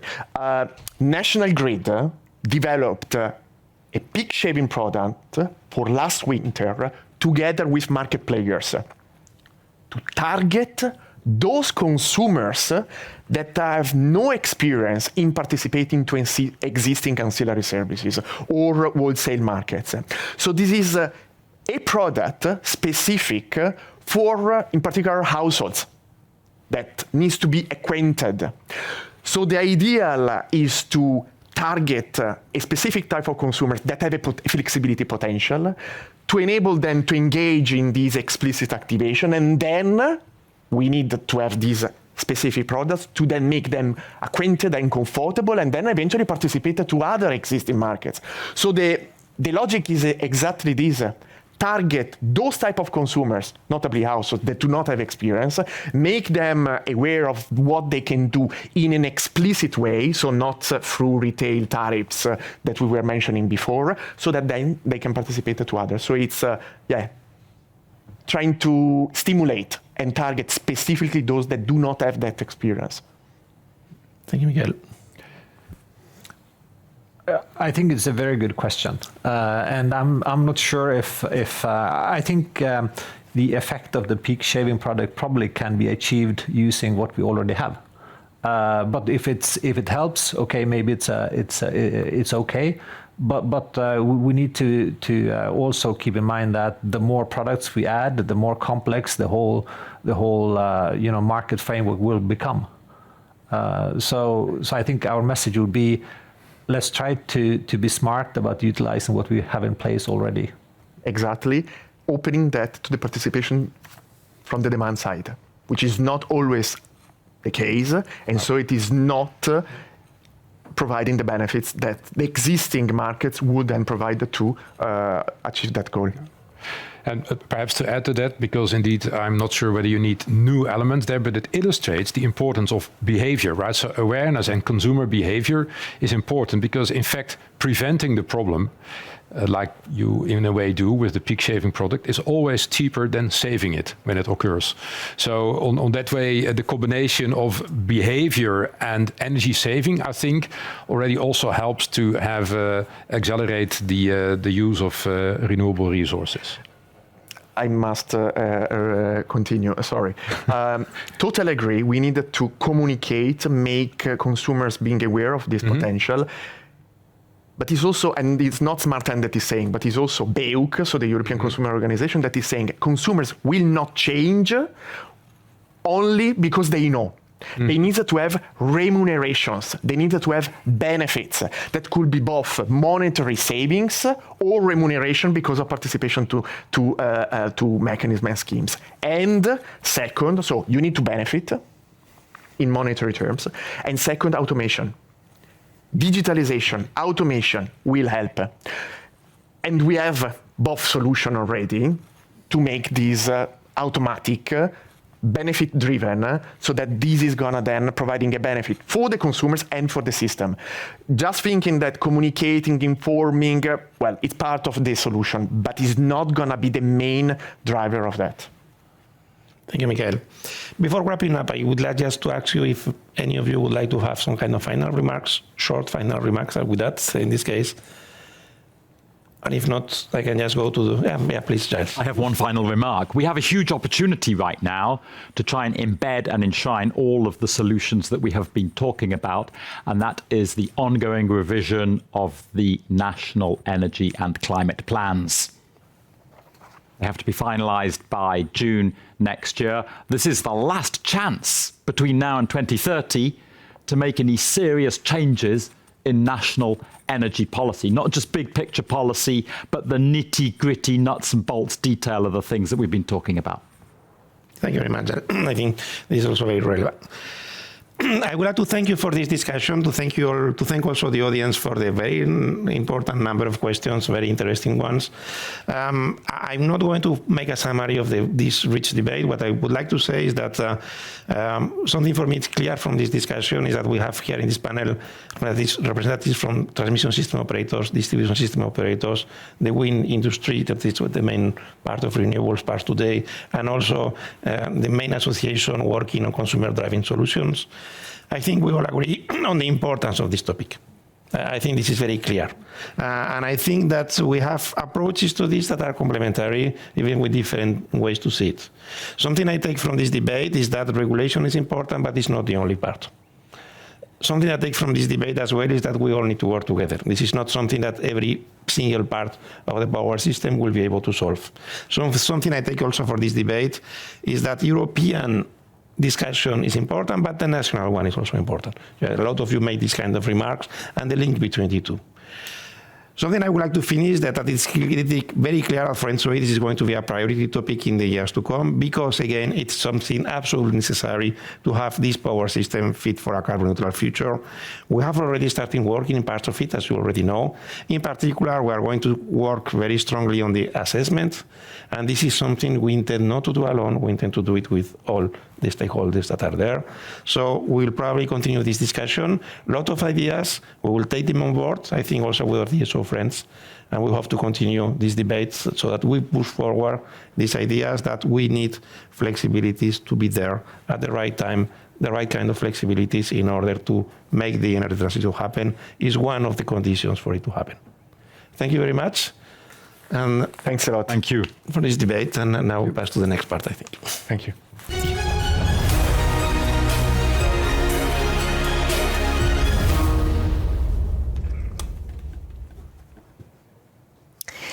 Great thanks to our distinguished panelists for this very fruitful and lively discussion.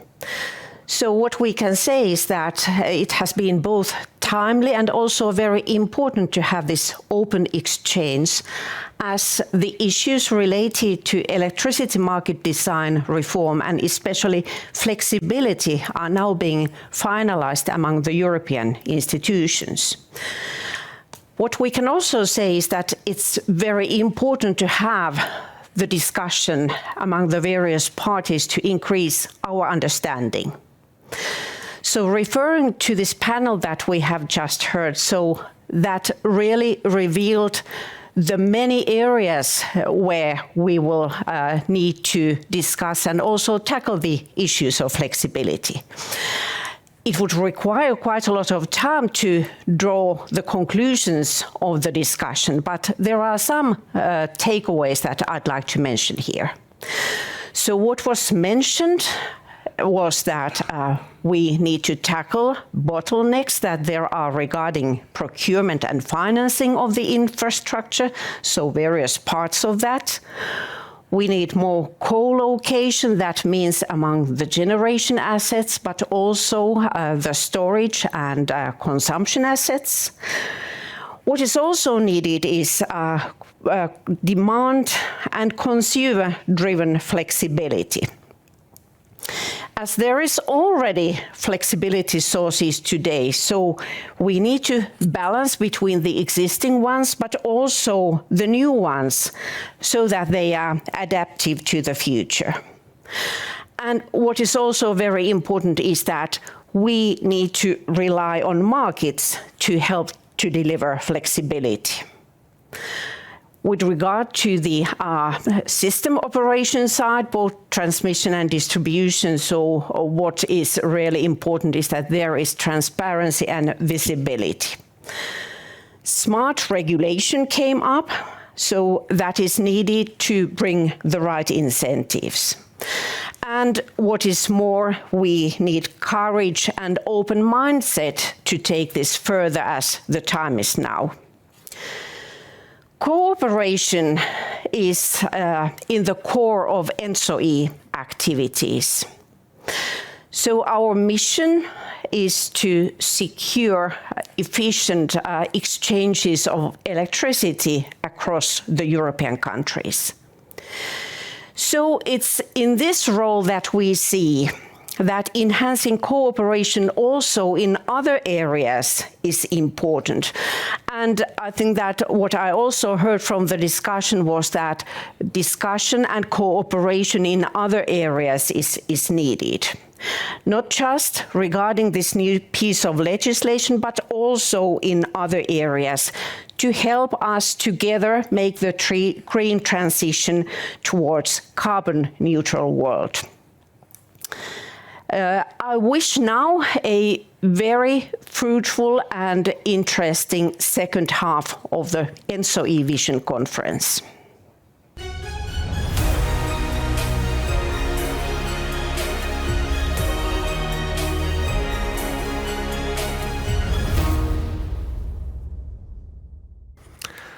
Hello, welcome to the second part of the ENTSO-E Vision Conference 1 year on. The second session will be focused on resources adequacy and the role of regional cooperation. Over the last 18 months, Europe has experienced unprecedented circumstances that have exposed electricity supply to a new level of risk. We can be very proud how we managed to ensure electricity supply last winter, despite the war and overall geopolitical instability, high prices, and so on. Today we are approaching the next winter, and in a few weeks, ENTSO-E will publish its flagship, the seasonal outlook. It's too early to draw conclusions from the forthcoming winter outlook report at this moment. However, one thing is for sure, that regional cooperation plays an important role in securing access to electricity supply. The regional cooperation is, of course, embodied by regional coordination centers. They were established by the regulation in June 2022. However, this regional cooperation has been in place for more than decades, and it's both within and between various regions. The role of regional coordination centers is to ensure coordination between TSO, allowing them to take better decisions in their balancing areas in real time, for example, in mitigation measures close to national borders. Coordination can also create synergies, for example, by sharing common IT tools, for standardizing products, and for sharing the best practice. With today's discussion, we recognize that TSOs have an important role to play in the future low-carbon economy, and we will be operating our advanced system in a smart way, and that's the way where we see the role of regional coordination and regional coordination centers to support this vision. Let me also make one personal remark. Before joining the TSO community, I was very confused about the regions as such. I always thought that this is something artificial between well-established pan-European and bilateral or national. However, after I saw a seamless operation in synchronous zone, in various market cooperations, in capacity allocation in various regions, and now we have it pan-European, I realized how important and valuable it is for TSOs to work in this way and to ensure that we are always finding consensus, coordination, and continuity in our activities. So the regional cooperation as such is now the key element in our link of thinking European, coordinating regionally, and acting locally. I will now hand over to Bruno Governor from the ENTSO-E Secretariat to introduce the speakers and open the discussion. Thank you again for being here today, and I wish you a very good debate. Thank you very much.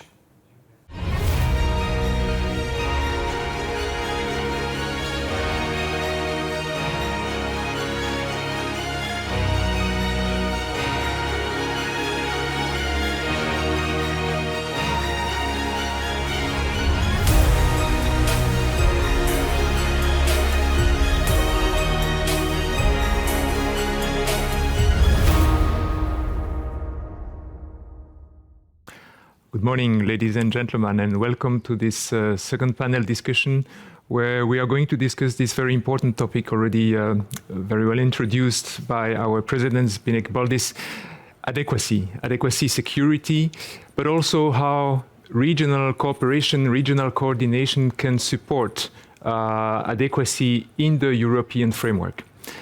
My name is Bruno Governor, Head of Operations here at ENTSO-E, and I am very glad to introduce our five panelists who are going to debate, and they come from different perspectives, which I hope is going to provide us with a very rich debate on this topic. I'd like first to thank Beatrice Novas from the European Commission, who is team leader for the security and the electricity team in the Directorate General Energy in the Commission. Thank you, Beatrice. Morning. Our second speaker comes from a member state, from Luxembourg, Simeon Hagspiel. Good morning, Simeon. You're Government Commissioner, I think, for Energy. Welcome to this debate. Thanks. Then we have two regional coordination centers represented in the debate. First one, Henrik Koffert, you're CEO of Nordic RCC. And next to you, Jan van Roost, CEO of Coreso here in Brussels. So thanks to both of you as well to bring your, I would say, more technical perspective on this topic. And last but not least, I'm happy to also introduce Olivier Arrivé, who is from RTE, the French TSO, but in his capacity here as a chair of the System Operations Committee at ENTSO-E. As in the first debate, I'd like to ask you, each of you individually, to provide your introductory remarks and key messages to introduce this debate. And I would like you to do so, as Benex said before, in the light of what we have learned from the winter, the previous winter, and what can we learn from that for this winter already? And maybe in the rest of the debate, we might also discuss about, let's say, the next winters. Beatrice, would you like to provide your view? Yes, good morning to you, Bruno. Thank you very much to all the panelists and to everyone listening. So first of all, last year was very challenging, and one of the key things the Commission reacted, work for the Commission, so I'll start with this. The Commission reacted very fast, putting forward a large set of measures. They were adopted and agreed with all member states at record speed, and that proved to be extremely useful to have, let's say, a winter as we had last year. So that was certainly something that we learned, and to be proud of the ability to react so fast. But I would say, coming to the topic that we are having this morning, I think there are two things I would highlight in particular. The first one, which I think is always a no-regret option, but this year was particularly useful, is the cooperation between different stakeholders and communication. So cooperation between entities and authorities at different levels, regional, national, even local, and also across sectors, gas, electricity, coal, and the communication. So knowing the kind of measures that would be put in place, and knowing the most up-to-date expectations for the grid, for the system, and how it would work. We think this was clearly a no-regret option and something that helped us be more efficient and more effective. And there are different platforms to do so. For example, we have the Electricity Coordination Group, where we've been meeting with you, with ENTSO-E, with member states, also with ACER and the EU DSO entity. And I say, as a second element, it is really important to have a good analysis of risks, because this helps provide a very solid basis for decision-making in short time. So this is one of the elements that we are working on. We are drawing lessons from last year, and there is a lot of work going on. Thank you very much to all the colleagues in ENTSO-E carrying this work, because there is now ongoing a revision and a methodology to identify scenarios. And now, looking ahead with the experience we have, we can improve it, and we can also use much more the RCCs who are in this panel, because this is one of the tasks they have, and now they are established and we are reviewing this methodology. I think there will be a bigger role for them to play. And I'll leave it here. Thank you, Beatrice. Simeon. Thank you, Bruno. Thanks for having me, and thanks for the invitation.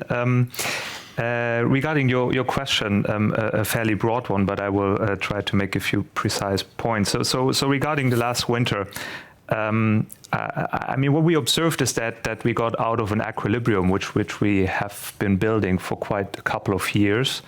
Fairly stable prices, fairly stable situation in terms of adequacy, etc. Even though, of course, an energy transition was going on, but we have been building and working on a certain equilibrium, right? And that was an equilibrium that was really thrown overboard to a certain extent, and at the same time, we managed to stabilize at very short time, and I think that's a major achievement. And that, of course, was a collective effort. And I think there were, I noted this morning while preparing the session, 5 points that, in my personal view, have been instrumental in managing the situation. It's probably a non-exhaustive list, but first of all, I think we have been building over quite a couple of years a very efficient and resilient system and corresponding markets, and I think that was a robust basis to build upon, and so extremely crucial. Then, as Beatrice already pointed to, and I fully agree, the response on the various levels, combined with a good spirit of solidarity and collaboration, made us manage that situation without any major hiccup. So we had no security of supply concern at the end of the day, and that's really remarkable. And that played at different levels. Of course, national level, member states were extremely busy implementing measures. There was a regional level, both technically but also politically. So we've been quite active during those years and during the time of the crisis, during last winter, within the Pentalateral Energy Forum specifically. So that was for Luxembourg as a small member state very instrumental in keeping a good view on the situation and anticipating risks, etc. And I'm sure we will come back to that. And then, of course, also on the EU level, where we've been working very intensively together. I think a third element has been a collective effort by society, really. So by each and every individual at the end of the day. Not always to the same extent, but I think companies and individuals really helped by implementing savings, responding to prices, which was discussed in the first session. So it was, at the end of the day, I think, a collective societal effort that made us succeed in this situation.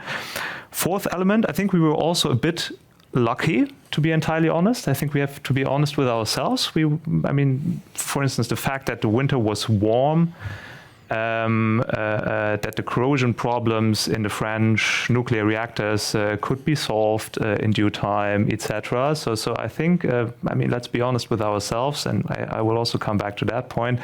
We were a bit lucky, and of course it was also hard work, and at really in the whole sector. So regarding this winter, the upcoming winter, it's clear that this equilibrium that we've been building is not there anymore. We've been able to reestablish it to a certain extent, but it's a new normal, and it's a new normal that is still a bit unstable, I would say. So we have to keep on working on this, and to come back quickly to those 5 points. So we still have our efficient markets and even made them more resilient. We fostered our collaboration. I think we've been meeting much more often than we used to in the past, and that definitely bear some fruit. The collective effort by society, I think, will be institutionalized, because we cannot count on voluntary reactions and contributions by individuals and companies forever. So we need to institutionalize and frame that somehow. And then on the luck, of course, we shouldn't count on the last winter to be the best estimate for future winters. And this is exactly where we need robust analysis and anticipation of risk, and really the broad range of risks that are out there, and be clear how to most efficiently and effectively address this. Regarding the hard work, I leave it up to every individual to see how the workload is managed, but of course it needs to be at a reasonable level somehow. I think we will come back to the point of going beyond this winter. Just a very small remark. I think we need to be clear on objectives. I think we really have to get our objectives and priorities clear, and of course in that equilibrium that typically plays somewhere between sustainability, climate change, which has actually been fostered and accelerated during the crisis, affordability, competitiveness, quite a big discussion these days, and certainly important questions to be sorted out. And then, of course, reliability, with adequate resources, generation, grids, demand-side response, better data and modeling, etc. So that would be the introduction from my side. Mm-hmm. Thank you very much, Simeon. Before giving the floor to Henrik, I'd like to invite everyone connected via your screen to raise your questions via Slido. So you have a code, you have a QR code as well. So do not hesitate. After a first or two rounds maybe of questions here with pre-prepared questions, I would say we will of course address the questions that you will raise via Slido. Henrik, Yes. floor is yours to provide your perspective as an RCC to this important question. Thank you. I think I will start with the process which I was entering, because as a newcomer to this wonderful industry, looking at all the processes, methodologies which is available, it was a bit of a surprise for me starting in last year about discussion about having this swap meeting up and running, because I thought, okay, the fundamentals should be there. And I think that's actually also in the first couple of meetings we had, was like, okay, why are we here? But the devils are in the details, right? And what came quite apparent along the road also for the community which were participating in these calls were that there were also items which could be improved, updated, or were missing, or was actually maybe conflicting. And I think a lot of great work has been done also to capture all that, for us to be prepared for the coming winter. So I think the foundation which we had last year compared to this year is quite much better due to a lot of effort there. In terms of what can improve, I think it's, and I will probably refer that quite a few times during this session, it's all about data, right? Mm. Because we will not be better than the data which we have. The data is essential for us to do something. And that is basically looking into the existing processes and understanding what detections and solving and can solve the adequate situations. And make sure that we are also using our resources accordingly, because there's basically a lot of levels by which we can do this. And at pan-European level, a lot of people involved. Sometimes we need to not escalate, but prioritize things in terms of saying this can be done on a regional level. And sometimes maybe just between two TSOs to use our resources efficiently. So I think that is maybe some of the things that I would like to mention for this coming winter, that the facilitation of these meetings, there are some potential gains to get there. I think that will be my key remarks for the opening here. Thank you. Jan, please. Well, good morning, Bruno and dear audience. It's an honor and pleasure to be here this morning. Maybe to complement on the daily operations, as Hendrik introduced, I'm a bit surprised that we all seem to wake up after last winter, but Coreso has a long-standing history of helping its shareholders out in the winter, whether it's our colleagues in Belgium, France, or our dear esteemed colleagues in Italy that have always been concerned with the adequacy issues for winter. So we have a proven history for a number of years now that we can help, and it will only expand, and I'm happy to see that it's now on everybody's radar. Unfortunately, sped up by the geopolitical energy crisis. But besides operations, I also think I would like to share a few thoughts with you on the RCC services. This year, Coreso will be celebrating its 15th anniversary, and so that also means we have a 15-year standing history of proactively developing coordination services. a lot of these coordination services are at the basis of the third energy package. And talking about the third energy package, we have to bear in mind that about 60 to 70% of the work we are doing right now is still implementing the third energy package to be fully legislatively compliant. And thereafter will come the fourth clean energy package and likely other ambitions of 2040, 2050 ideas.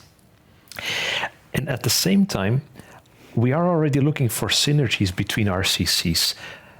Very concretely, jointly with our partners TSCnet, we will be reducing the number of merging tools, and we're actively looking with Hendrik's teams in Nordic, but also with Baltic, Celine, and SCC to see how can we stepwise find those synergies and those simplifications between us. And I would also like to wrap up this introduction to commend and thank and congratulate our teams for all the great work that they have been doing. Because the fact that we're sitting here, the fact that we get through winter successfully, it's thanks to them, to these guys and girls that are in the control room day in, day out and develop things on a daily, weekly basis. So, Bruno, back to you. Yeah, thank you. I think it's very important indeed to remind, I would say, back to basics. Those people who indeed keep the lights on at every moment in the different control rooms across Europe. We already touched upon the importance of cooperation, coordination. There are already a number of collaboration in place. You've reminded some of them, Beatrice. Which of them are essential, and maybe I'd like you to hear reflections about maybe what new collaborations need to be put in place or maybe need to be reinforced. We know and we understand in this discussion that adequacy is not the responsibility of one single actor. Of course, at the end, it's probably the primary responsibility of the member states, but Commission plays an important role, TSOs play a role, other actors play a role. And it's important to, I would say, articulate all of this. And I would like to hear your view about whether we need to strengthen some collaborations or do maybe things differently as today to ensure that we keep the system adequate in the long run. I would say one key area to keep close cooperation, because it exists, but to go further with that is the relationship public-private, so public authorities and the TSOs. It's really important for the public authorities to count with your solid assessments, because they are really a basis for good policy making. So the role of the TSOs and ENTSO-E, it's really crucial for that, to get that information, which is the basis of measures that can be costly and really need to be fine-tuned. And the other way around, I think it's very important for you to have the most up-to-date information about where the member state wants to go. What is the vision? What are the plans? What are the trajectories? What is where the member states is heading? Because this feeds into your assessment and lets you prepare the best possible assessment, winter outlook assessment, long-term. There are many going on. So I think that cooperation, which certainly exists, I think the more we can work on that, the better. Also because we are going to be facing now different challenges. I mean, we have had this year, still ongoing invasion of Ukraine by Russia. We are having cyber attacks. We are having physical attacks. We are having extreme weather events that are more dramatic and more frequent. All these requires a new adaptation to these threats that are now more relevant, and particularly for some of them when it comes to security and protection. I think that the close cooperation between public authorities feeding you with information and your reaction and your assessment, how things would work, I think this is going to be a key area for the future. Thank you. Simon, maybe same question to you, because you also touched upon the Pentalateral Forum. Maybe you can explain how did this forum and more the political exchanges can further contribute also to improving adequacy. with the risk of saying the same thing as Beatrice, but in different words. I mean, cooperation is certainly key. The challenge is to find the right setting and the key areas for collaboration, because collaboration, of course, per se is not necessarily an added value. So we need to be clear, and I'm coming back to my introduction on the objectives and the value added. And then we can look at the very different types of collaboration. For instance, you could say rather vertically or horizontally. And of course, one which is extremely well established is between the EU context, Commission, member states, also ENTSO-E, ACER, etc. For instance, via this electricity coordination group, which is crucial for coordination in that sense. But then, of course, on a more regional level, there can be different types of collaboration, more on a technical level, more on a political level. And I think RCCs, by definition, by mandate, and also in practice, have proven to collaborate in a very efficient and effective manner. And congratulations to you for that. It's been a certain history, not too long, but you managed quite a few important tasks within those 15 years, and very important tasks. And I'm personally convinced that this will be extended further in the years to come. And you've received already new mandates which you are implementing, and that's key for better functioning and a more resilient system. On a political level, and this is what, of course, we as government have been very busy with.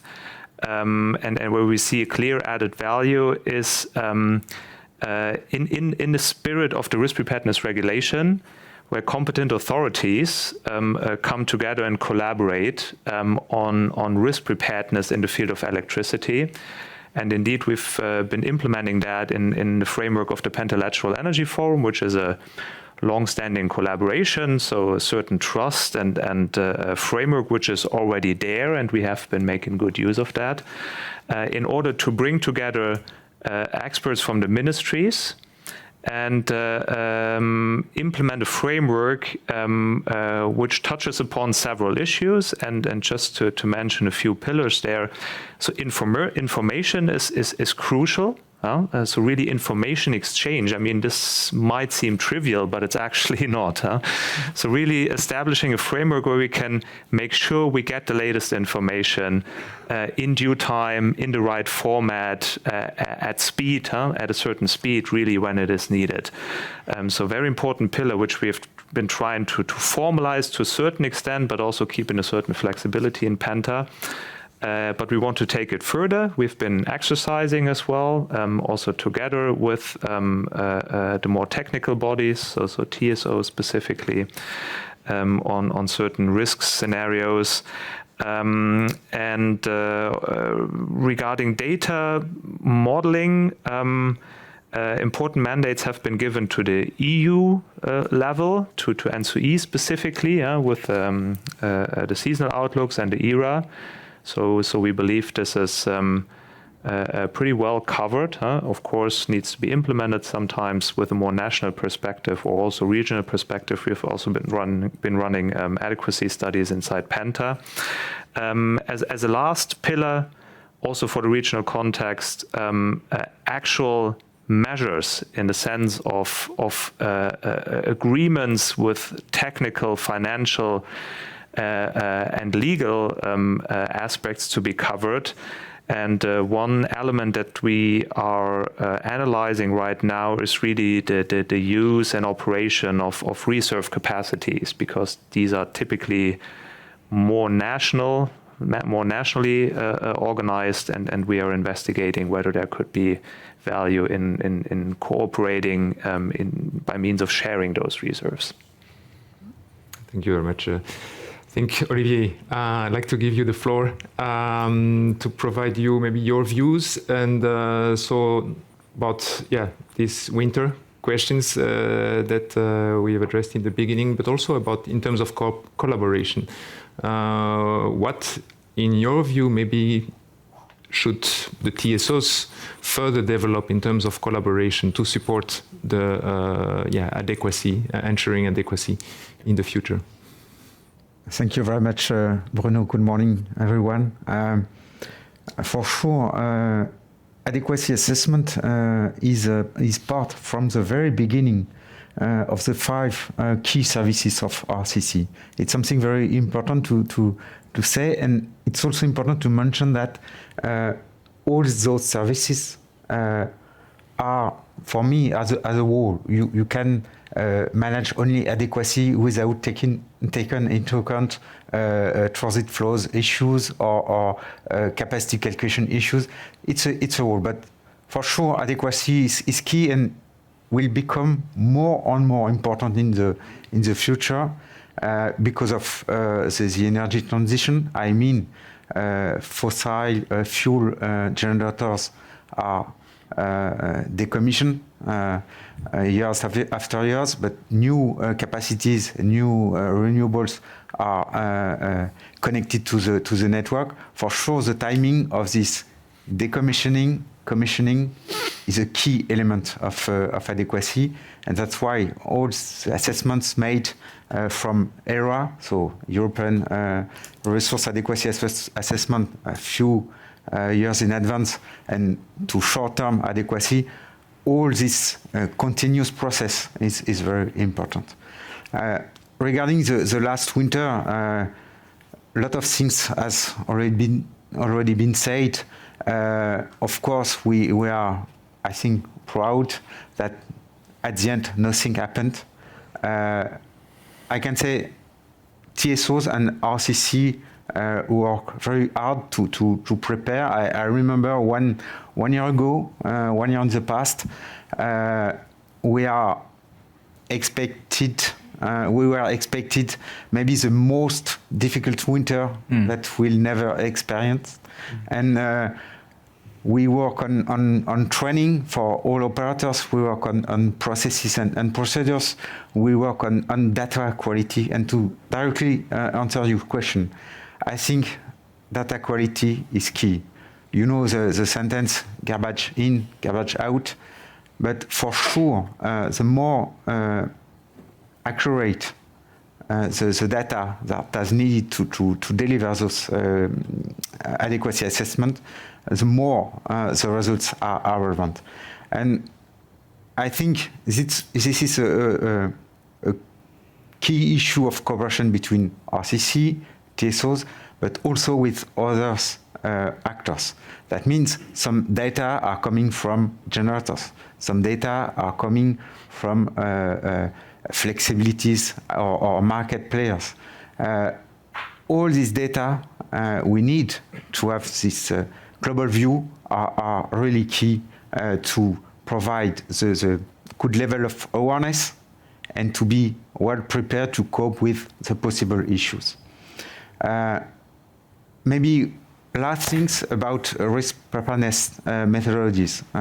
Beatrice already mentioned that, but I think the new version of the methodologies, which is currently reviewed and upgraded, is really providing key improvement. And by the way, I would like to thank European Commission and ACER for very good discussion. I think thanks to that, those improvements happened. We will take into account more extreme scenarios. That means maybe combining some severe weather conditions, and we can see as citizens that it's not totally unlikely to face in the same times heat waves and droughts. We will perform also simulation to quantify the risks and then try to imagine or design countermeasures or mitigation measures. And last but not least, role of RCC has been developed in these methodologies to revise, to review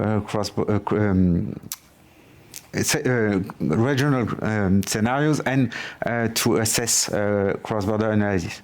But maybe more important for me is the cycle of reviewing those methodologies.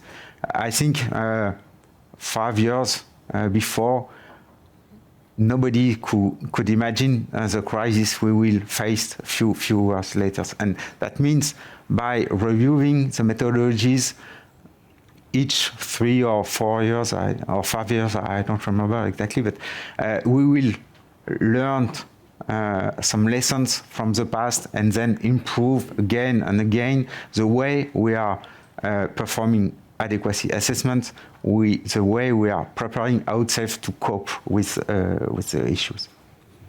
Thank you very much. I think, Henrik, you would like to react. Yeah, that was just a small comment because thinking about the session we had just before, I mean, the short-term accuracy and the forecast which we get there, I mean, the better the quality is, the better the product we will be able to deliver. And then thinking about the massive changes that we are looking into, I mean, in terms of the grid modernization, decentralization, I mean, a lot of the things which we are doing today, which is quite complicated, will be even more complicated. Why the standards supporting this data collection, how we do it, is essential for us to keep up the efficiency and the security of this system. Also for us to be able to do automation going forward. Yes. Maybe on data and the fact that things get more complicated and that there's more data out there. Of course, this is good news, that we have more data and more insights and quality is getting better, etc. Just to keep in mind that we have to make use of the data and the information that we get. And just from a policy perspective, I mean, as a civil servant, I'm kind of trying to bridge the gap in a certain sense. But I can tell you that it's not always easy. And for decision makers, particularly in a political world, understanding data and analysis is actually quite a challenge at times. So speaking about data, I think we need to remember that the data here again is not an end per se, but we need to make good use of it, and also think about sensible and meaningful ways how to illustrate what we've learned from the data in order to facilitate and enable good decisions that eventually need to be taken.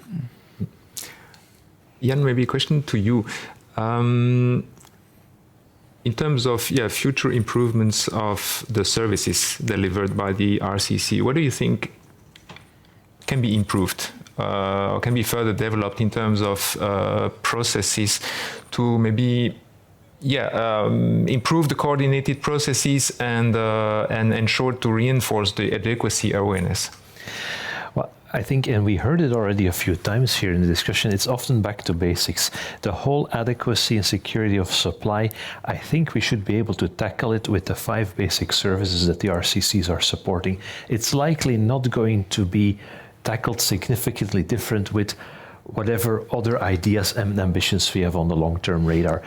But so if we come back to those, the data quality as such, so that's basic. If it's poor, then the outcome will be poor. Also, trying to harmonize and make everything, one size fits all, that's also maybe not something we shall be striving for. There is a reason why there is 5 or 6 RCCs in Europe, in the continent of Europe. Let's show that we can jointly do the job. Let's also show that we can jointly address the regional needs and be regionally successful without neglecting the synergies that we shall be looking for, but in a stepwise way. I think that would be my key takeaway on that. Thank you. I suggest we move on to the questions raised by the audience. There are a few of them. So the first one is, I will read it for everyone. A lot of countries, including third countries, such as Switzerland or UK, make strong hypotheses about future imports as an adjustment variable in their national adequacy assessment. How can we address this? Because indeed, this might be a concern if every country counts on the neighbor countries to ensure their own adequacy. You have an idea, Patrice? Well, yes. I think this is the backbone of the risk preparedness regulation, which is something that was mentioned by Olivier and Simon as well. Because one of the reasons there is, yes, we need to work on a regional dimension, because the threats we are facing are not, most of the time, not only national. So when sometimes you have a heat wave, the heat wave is not only in one country and respects the border, it goes across borders. The same happens with droughts. So I'm talking about extreme weather events, but also if there is an incident happening in one country, it can affect others. So that's why legislation now, particularly the risk preparedness regulation, requires consultation between parties. So we have the electricity coordination group. We have assessments that are made at regional level, such as the winter outlook. You have the ERA that was mentioned before. So you have these instruments done at regional level. We also have regional scenarios identified by ENTSO-E. And these are the grounds and the basis on which national risk preparedness plans are built. So they take into account national circumstances, but they also have to be consistent with regional scenarios and with assessments that are there in place. And not only that, the plans, when they are drafts, they have to be exchanged between member states. And the idea there is precisely this, because we had the risk preparedness regulation is not so old, but there was a lot of experience with similar regulation in the gas sector, where we face exactly what is in the question, that several people were counting on using the same gas storage in another country all at the same time in a simultaneous crisis, and that there was no, the maths didn't add up. So that's the importance of this possibility of sharing drafts and a consultation period, which is long enough, it's 6 months, so that everyone has a chance to see what fits and what doesn't, because it's in the interest of us to have sound plans. You can build the most beautiful risk assessment you can think of with the best methodology, but as they were saying, if data is not correct, if the assumptions are not correct, it's useless when a crisis comes. So I think the steps are there, and let's make sure we use them, right? Thank you. Yes, Jan? Well, if I can react on that, I've been in this industry both at RCC and at TSO site, but one of the things, and it's a very fair question that comes from the audience, if everybody counts to import from their neighbor, but we're not talking to each other or globally, it might put us in a difficult situation. And there is a natural tendency to try to say, okay, we will manage, and we're not going to count on an extreme level of import, but on a fair level of import, so it is shared with all parties and all neighbors. But an idea could be to also have a scenario per country calculated through how would you manage a situation if you cannot import any energy from your neighbors. It will set kind of a bottom layer to say, okay, that's what we can manage, and how do we bridge the gap if ever that scenario happens. That means you have the other extremity of the picture also calculated and made aware of. It's something that came through from time to time. I think ENTSO-E had at some point the cost of no grid as an analysis, which I found extremely valuable, actually, in that sense, of illustrating really in a sort of blunt way what that would actually imply. And of course, results would be catastrophic. Luxembourg would have a serious issue, really.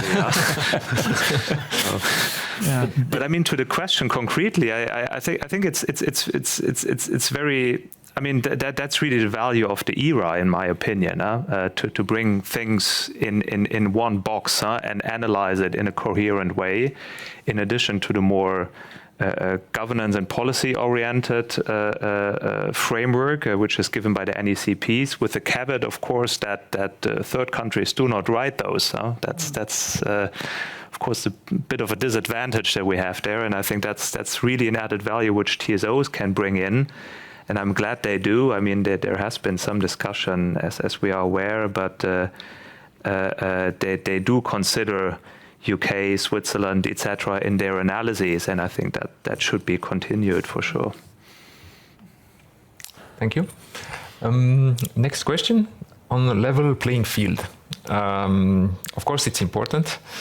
And the question is about the level of detail of the framework. So given oh, it's gone. Sorry, it's gone.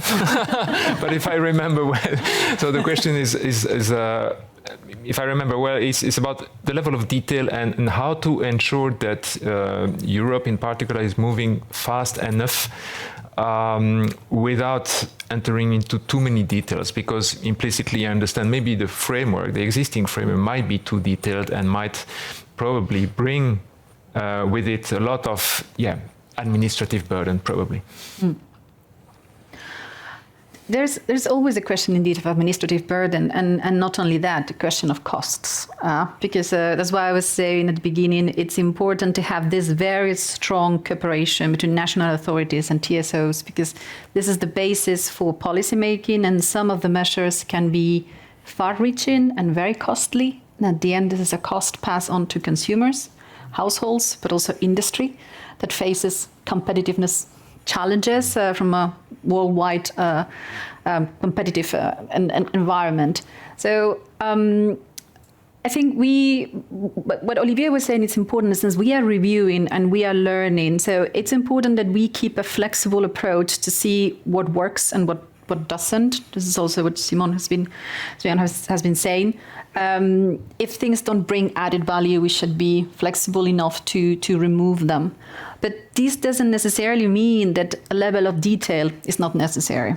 You need a level of detail to be precise, to target what you need and nothing more, and to be able to prepare, because there is also some, as Jan was saying, sometimes in crisis, we will address it when the time comes. Well, it is much better and economically much more efficient to be prepared in advance and then be flexible when you operate, but rather than having to build something from scratch at the time that you have a crisis. Because it's also that Olivier said, no one envisaged or saw Fukushima coming. Very few actually realized that the pandemic could be a threat as it posed.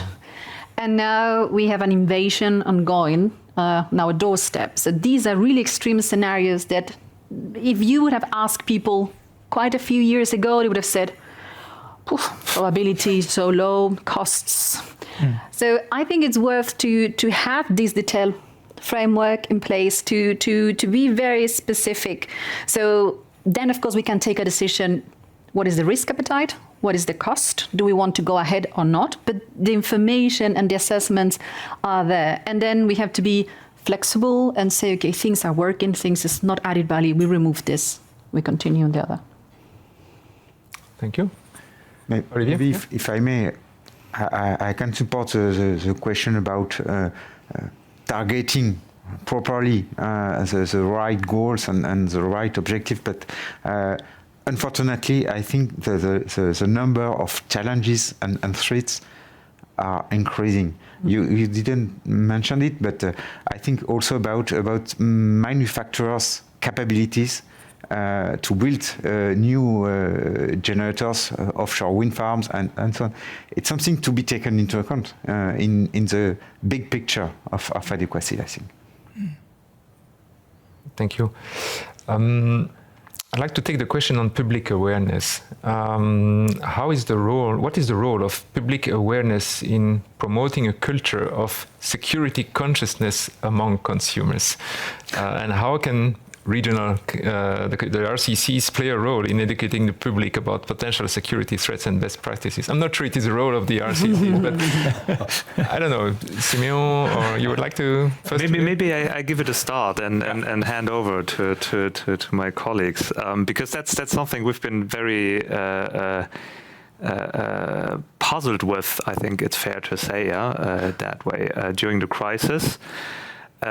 Specifically during the time where we had to make a decision whether we want to impose mandatory savings through whatever mechanism, penalties, tenders, whatsoever, or work with a voluntary approach, right? And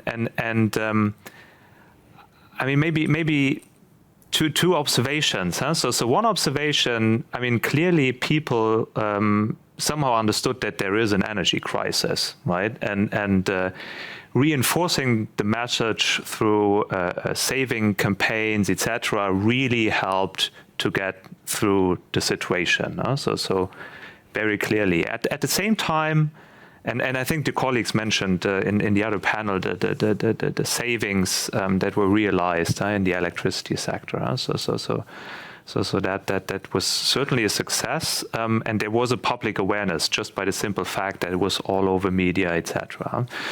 At the same time, I think it also showed its limits. And for instance, after the pandemic, somehow we felt that people are not in the mood for another crisis, that there are limits to what people are willing to accept really as a message from the authorities in order to trigger some reaction. So very, very sensible question, difficult to answer. I think at the end of the day, it needs to be a good combination of embracing the situation, making people embrace the situation and follow sort of by convincing, also by good example. And on the other hand side, also have the right instruments at hand that allow a more, say, rigid approach and a more authority-oriented approach in case we need it. Yeah. And I think that's kind of where you could maybe jump in. Whether or not RCC shall have a public educational role, I leave that in the middle, but there's probably a few experiences that we can share. One of the panelists referred to the corrosion issues in some of the French nuclear power plants. We had similar issues some 8 years ago in Belgium. You know, at that time, we saw that there was some public awareness, but whether it had a lot of or little impact, I leave that in the middle. What I think we did see with the cases in France is that there was some link made to a kind of energy meteo, which probably proved successful. And the big difference with the last energy crisis in the winter is that there was finally, unfortunately, a price incentive for everybody to do something about it. And that was something that I'd never seen before. The price, if the price incentive is there, all of a sudden a lot is possible. Unfortunate to say and observe that. Eh? Yeah. And maybe briefly to complement, I would like to mention that some TSOs have developed some apps you can have on your smartphone for a very large public to bring some signals about if the situation is tense or not, or will be tense or not. And I think it's efficient. It's very welcome by many peoples. I don't like to make advertising for one of the other apps, but these kind of things are useful for public education, but also to simply to make them act at the right moment. Mm. Yeah, and echoing a bit that, I mean, think about this 2 years ago. Did any consumer, did any of us think about when to start the washing machine, etc.? I mean, for good and for bad reasons, and the awareness of this has really been top of mind. I mean, even today, where we don't have a crisis as such, this is something which is being discussed. Coming back to third countries, we have another question: whether you think that they are sufficiently involved in the adequacy discussions, as they can indeed contribute, importantly to the assessment of adequacy. What's your view on this? Sufficiently involved. I mean, we do have a very, very close coordination within the EU and with member states, and very close contacts. We have the electricity coordination group. We have mechanisms for early warning, for crisis management. We have contacts in public authorities and TSOs 24/7 ready to be activated. And that's our bread and butter, because this is the internal market. And I think this is something that is very visible to citizens. What may be a bit less visible is that there is also a coordination going with third countries. So the UK is no longer an EU member state, but there are mechanisms established post-Brexit to keep a coordination and information with third countries. Similarly to Ukraine, there is a lot of discussion, and this is now maybe more visible. You're seeing a lot of the political discussion, but also the technical discussion, the support to Ukraine, and this is based on a lot of discussions and contacts and dialogues and listening what are your needs and how can we help, and to bear this in mind. So I would say, yes, there are the mechanisms to be used to have this coordination and then to feed it back in our assessment the same way we want them to feed it into their assessment.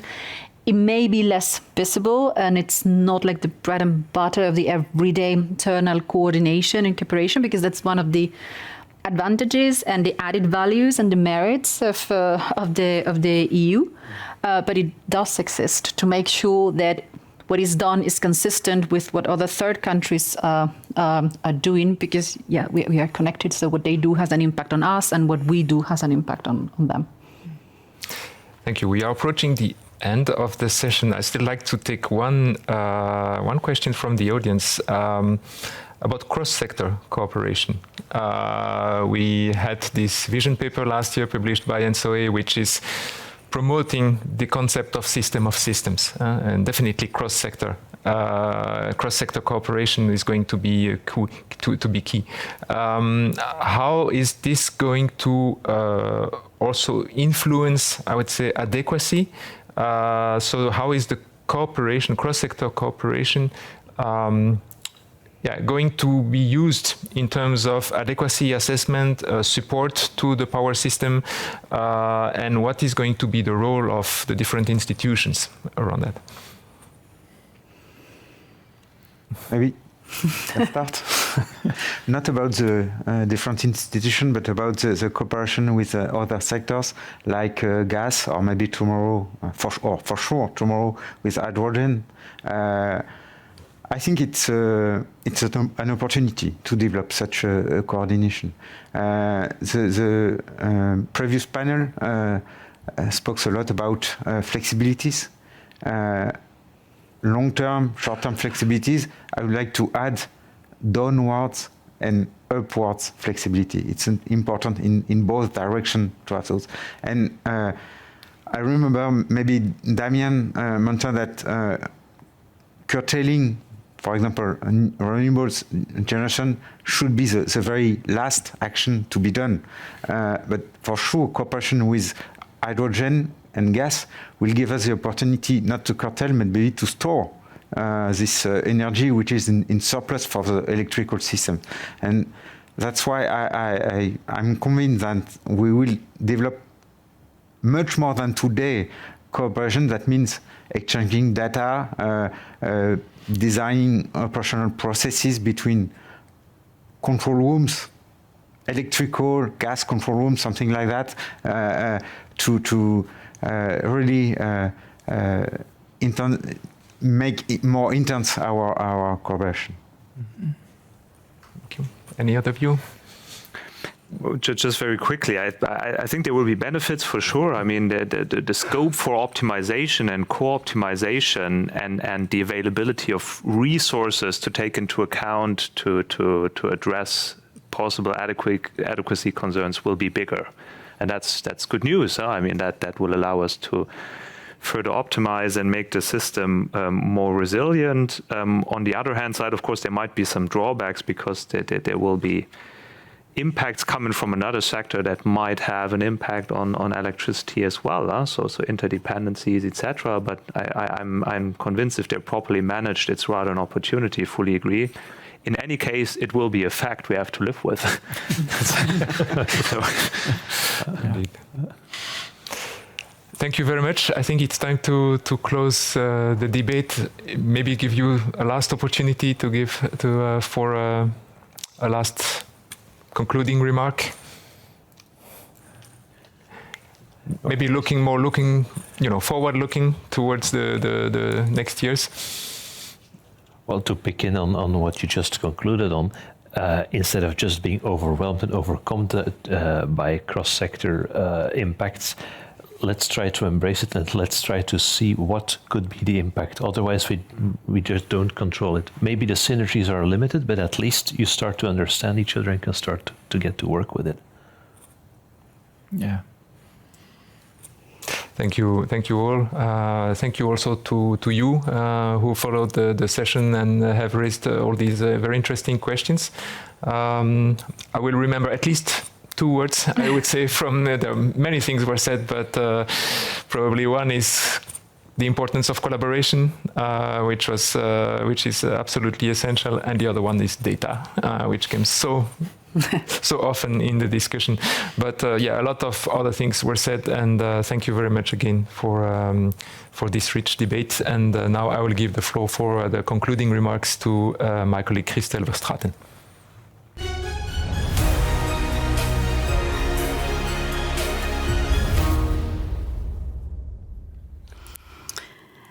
Thank you to all our panelists and moderators for such an engaging exchange. Thank you to all of you online as well for joining us today and for your active participation on Slido. Again, today has proven the importance of engaging across the entire ecosystem to share views on the challenges and the possible solutions to accelerate the role of grids can play in the decarbonization of our European economy. Our discussions showed how coordination and cooperation across European regions can support security of electricity supply through best and optimized use of our grids. Our discussions also showed that while we're working on keeping the lights on today, we need to already prepare the future. The future means a sustainable economy meeting the European net zero targets. Key actions need to be taken now, also at policy level, as discussed today. And with this, I would like to conclude our Vision 1 Year On conference. Thank you.